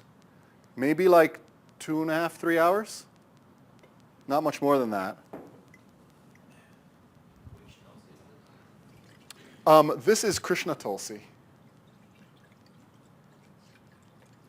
So it's green. Has an interesting smell. If you feel brave, right, feel free to pour a little bit into a glass that you might have, or even just into the palm of your hand. Remembering that it's 150 proof. But let's pass it around and get a little sense. What you'll notice is eugenol, that clove-like smell, along with a lovely mintiness and almost basil-like quality. What you won't notice is any astringency at all. And if you were to steep this for a month, it would be astringent. It would be darker, it would taste a little stronger, but you'd have a lot of tannin and a lot of the organic acids. Now those are still useful material to have in a tincture. But if all you want is the aromatic quality to deal with stress and tension and anxiety, you don't need to steep your tincture for a full month. Does that make sense? Okay. So just to summarize our aromatic plants, they often have a strong antiseptic quality. They kill things. The reason being, they are loaded with these monoterpenes that are amazing solvents, like turpentine, okay? They modulate spasm, tension, and mood all across the physiology. So all our aromatic plants, they make you burp, they help you fart, they make your gut more relaxed, they open up the circulation by relaxing arterial smooth muscle. Those are all common things. And so if you look at the old herbals, aromatic plants are used for fever, they're used to encourage sweating and perspiration, they're used for GI tract gas and bloating, and they're used for stress and nervous tension, okay? So the traditional uses are to burn them or to just sniff them or to make hot teas for perspiration, because of course a hot tea will synergize with the aromatic vasodilative qualities. Our modern research is looking at their support for cardiovascular health and for stress and mood. If you looked at research base for lavender, for example, it's extensive on helping modulate things like anxiety and nervous tension and stress. We also can use them topically as well as internally, and massage therapists know that aromatic oils added to a massage oil is really good for opening circulation to muscles and relaxing tension in muscles, okay? I find them tonic because they are modulators of the level of tension in the smooth muscle across the body, stretching out that rubber band and helping it find that optimal point of tension. This information, we talked about the vagus nerve, right? The vagus nerve is not a one-way street. It does not merely take information from the brain and send it down to the body. It also takes information from the body and sends it up to the brain. And where in the brain does that information go? It goes to the hypothalamus, which is just under the thalamus, which is part of the limbic system. That same place that is immediately activated by the perception of an aromatic smell. So the synergy of information coming up from the body, which says level of tension, low, the perception of a smell that brings you into the present moment, those synergize to help us release stress and the perception of stress, making us feel less anxious and less frazzled. And when taken consistently over time, they have this great rebalancing effect on our perception of stress. So where adaptogenic tonics are used long-term to change our hormone response to stress, aromatic plants are used short-term in the moment to help with feelings of tension, frazzledness, lack of focus, and anxiety. And they work pretty quickly for that purpose without being psychotropic. That's what I love. It's like we're tricking the brain into feeling non-stressed by relaxing the internal tension in all of our smooth muscle, rather than working on the neurotransmitters or whatever. Does that make sense? I think that's a great sneaky way to make people feel more relaxed. Work on the soma and the psyche will follow, because of course they're really one thing. Okay? So any questions or comments on that? Yeah. You mentioned that right now there are no tannins In the Tulsi tincture. Yeah, tincture. That brings back to what you mentioned earlier. When things are standardized in modern medicine, it's a single extract. Were you missing something by having aromatics and not tannins? So the question is, are we missing something by having aromatics and not tannins? And yes, we are. We absolutely are. But, so Tulsi is also known as an anti-inflammatory and as an adaptogen, an inhibitor of the COX-2 enzyme, which creates series 2 prostaglandins. That's not happening from the volatiles. So if that's what you're after, this tincture ain't gonna do it, because it's the phenolic acids and some of those other later eluting constituents that are responsible for that, right? But if you want something that helps relieve stress and tension, can be mixed into a cocktail, can be mixed with aromatic, can be mixed with sparkling water, for stress and anxiety purposes, this tincture is great. But I completely agree with you. We're definitely fractionating things, right? And that's a dangerous road to go down. You know, at the very least, I can tell you that there's a whole cocktail and synergy of different aromatic constituents here. It's not a single molecule at the very least. But yes, you're right. In some cases, though, it's worth having that, because we really want to focus only in one particular direction. In this case, the modulation of tension, anxiety, and nervous stress, for example. So would you just keep maintaining your tincture and pour also for stage 1 and next stage 2? You could, yeah, except for now that I've poured some off, there's a bunch of herbal material sticking out of my alcohol, right? And that's not ideal. It's going to start turning black. Nothing's going to grow in it because it's saturated with 140 proof ethanol, but still it'll oxidize and get weird and maybe create some off flavors, right? So you could have two different Tulsi tinctures. You make your stress-nervine Tulsi tincture, steeping it for a day. And then you make your anti-inflammatory Tulsi tincture that you steep for 4 weeks. Yeah. Some of the work I do is work with women with incarceration. So my question is, for populations that really have not had exposure to a lot of good eating patterns, would introducing an aromatic as, so I'm thinking of tea as a way to sort of bring some health in.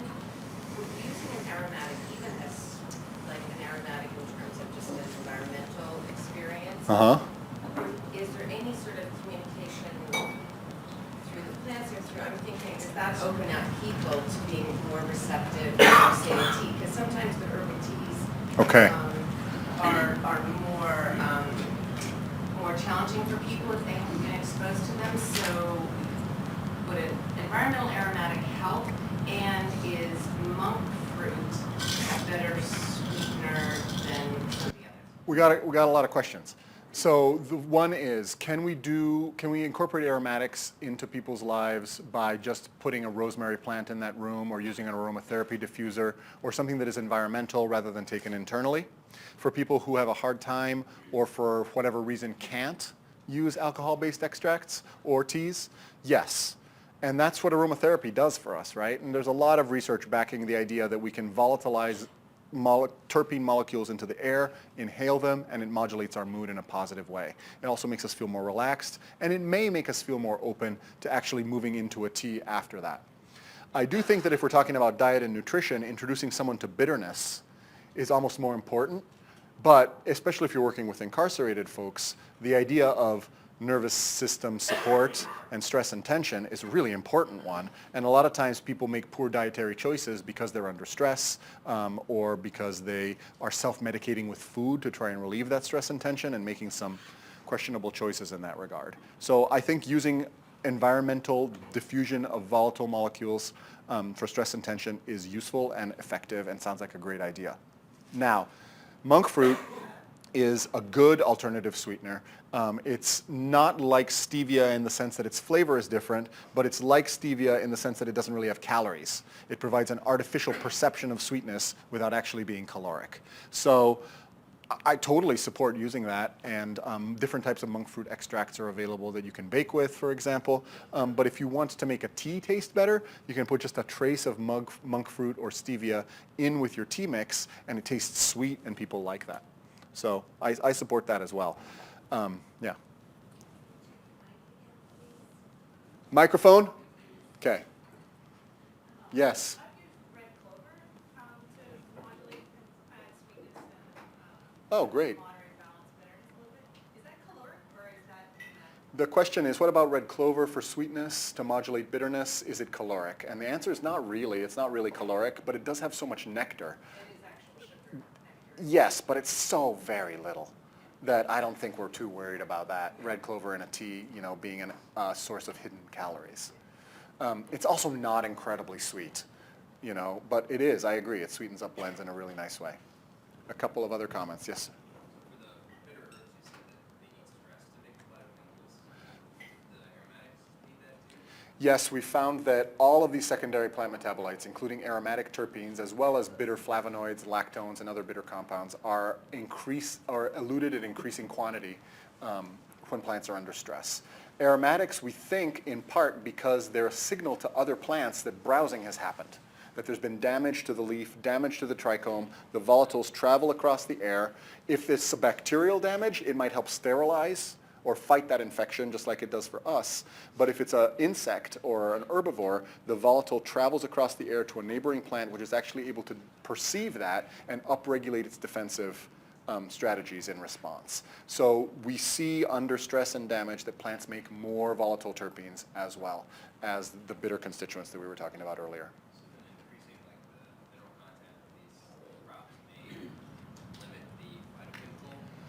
Increasing the mineral content may limit the phytochemical. I can't speak to the mineral piece. I don't have data on the tip of my tongue there. What I can tell you is that reducing irrigation and reducing nitrogen while maintaining carbon does lead to greater secondary metabolite production. And that science, I would say, is conclusive, and there's a huge body of evidence showing that simple, like drought stress, dramatically increases the production of secondary metabolites, including aromatic volatiles and bitter tasting compounds. Yeah, thank you.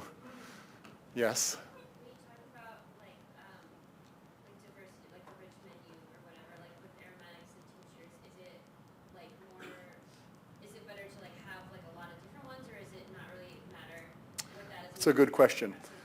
Yeah. So generally the principles are, respect and trust the living system, focus on support over control, and greater diversity in a living system tends to make that system more resilient. So increasing the menu of options for the human physiology, which is what you're referring to, is a really good strategy. So the question is, if we're trying to deal with stress and nervous tension, should we go for a range of different aromatic plants and like change it up and provide a lot of diversity? I think if you like doing that, that's great. Okay? And also different delivery systems. What about a bath? What about aromatherapy in the room? What about transdermal application of oils? What about teas? You can deliver aromatics in so many different ways. But every single aromatic plant already is a crazy diversity of aromatic chemistry, all on its own. So I don't think it's really necessary. I think this is one of the situations where it's important to have one or two aromatics in your life, and you should pick the one that you like the best. So I could drink lemon balm tea, I could drink tulsi tea, but the aromatic that I like the most, when I've put my kid down for bed and it's time to switch hats and start doing some writing, is linden. And that's one of the things that I love about aromatics. We live in a crazy multitasking world. We're expected to switch our attention constantly. Switching our attention is really, really hard for us to do. I don't know if you all have followed the research on productivity and multitasking and how they're really not compatible, and how the human brain is not designed to multitask or to task switch very frequently, and how, thanks to these things that, while I do love them, right, they definitely impinge on our consciousness, and their information in 20,000 different directions, switching all the time, notifying us all the time. I'm not going to get into what to do with our cell phones, but one of the things that does help us switch are aromatic plants. And if I sit down to write after putting my kid to bed without having linden tea, it's going to be half an hour of like reading the news, checking my email, and seeing what just got posted on the Urban Moonshine Facebook page and if I have to deal with it or not. If I have linden tea, I'm brought into the present moment, and all those things now start to seem like distractions keeping me from my goal of coming up with a good piece of writing. So in this multitasking world where we're drawn in 1,000 different directions all at once, and where people, I'm telling you, in the next 20 years, people who can focus for 3 hours at a time are going to become incredibly valuable.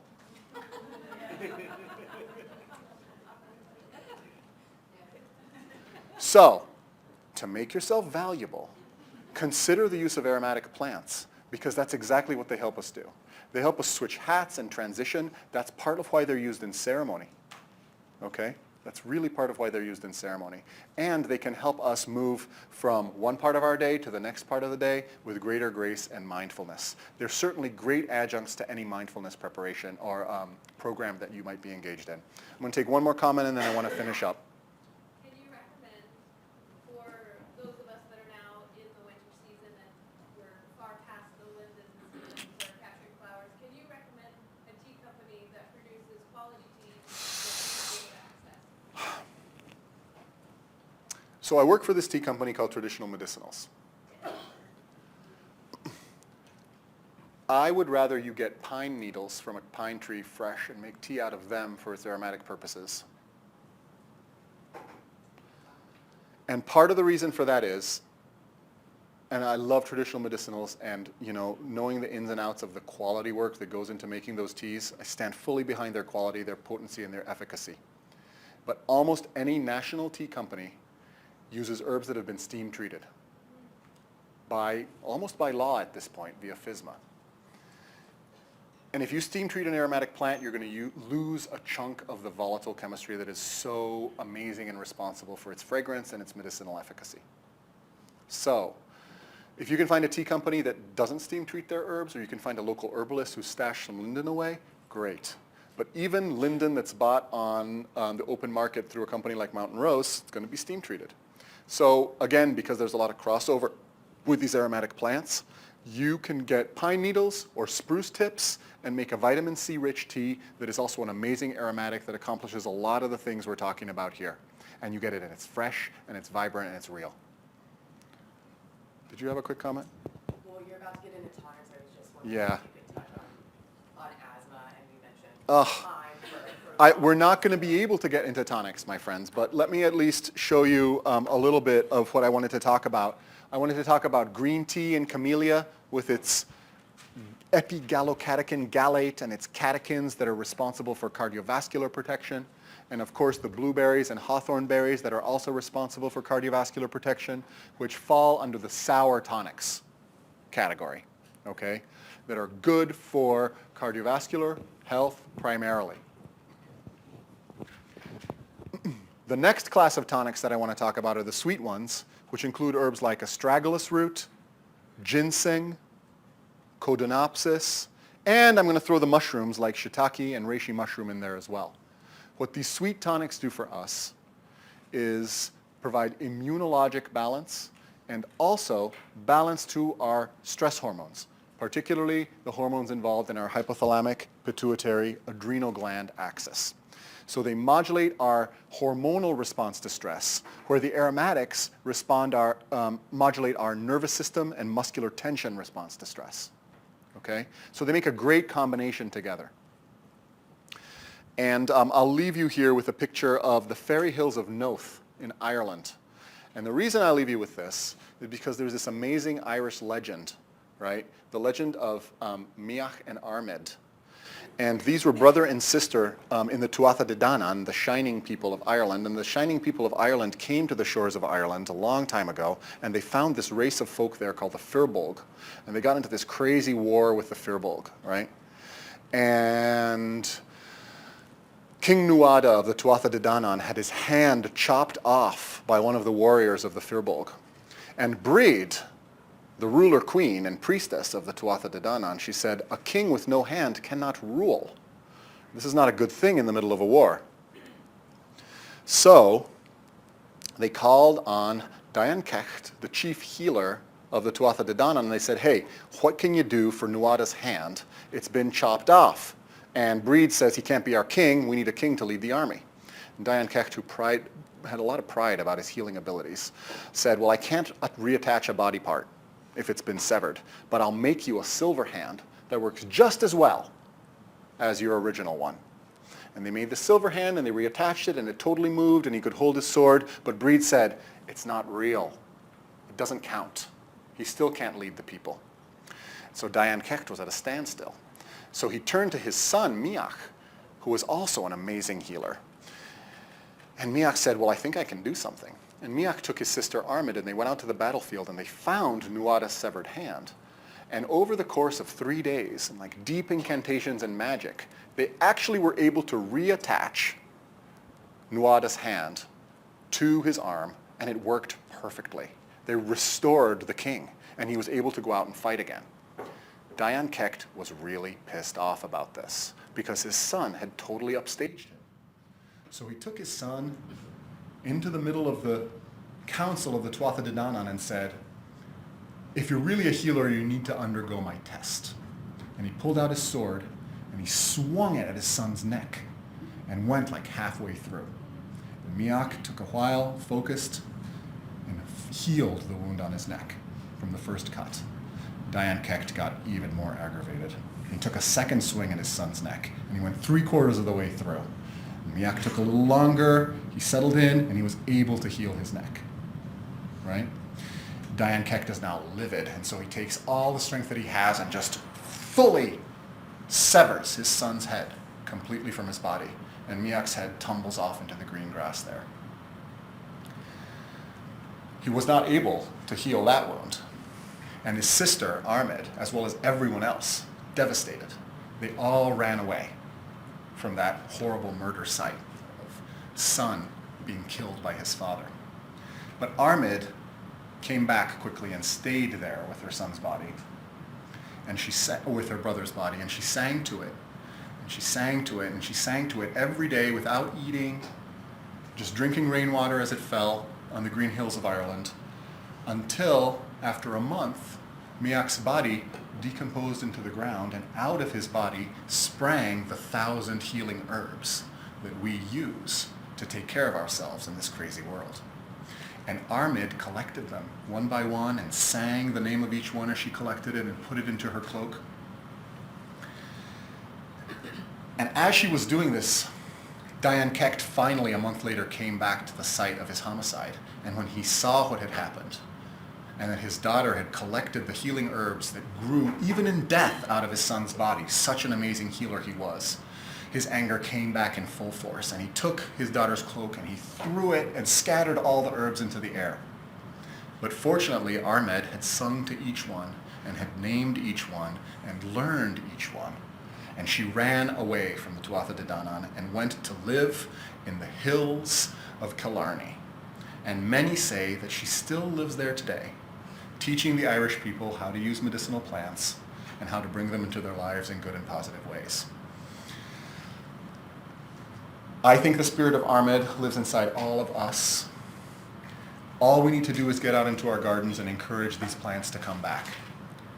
What we need to move away from is the resentment and anger that come from the wounds we experience, and the attempt to fix those wounds with technology instead of with the true hand, the real live biology. Not that technology can't be applied, but that the true path to healing comes from this reconnection to the deep biology and to the ecology in which we evolved. Armid knew this, and that's why the healing plants grew at her feet. We all know this, and just like with sustainable design in our cities, may we have sustainable design in our medicine and in our gardens. I thank you for coming, for listening to me, and I hope that this message resonates out into all the communities and ecological spaces that you inhabit. Thank you very much.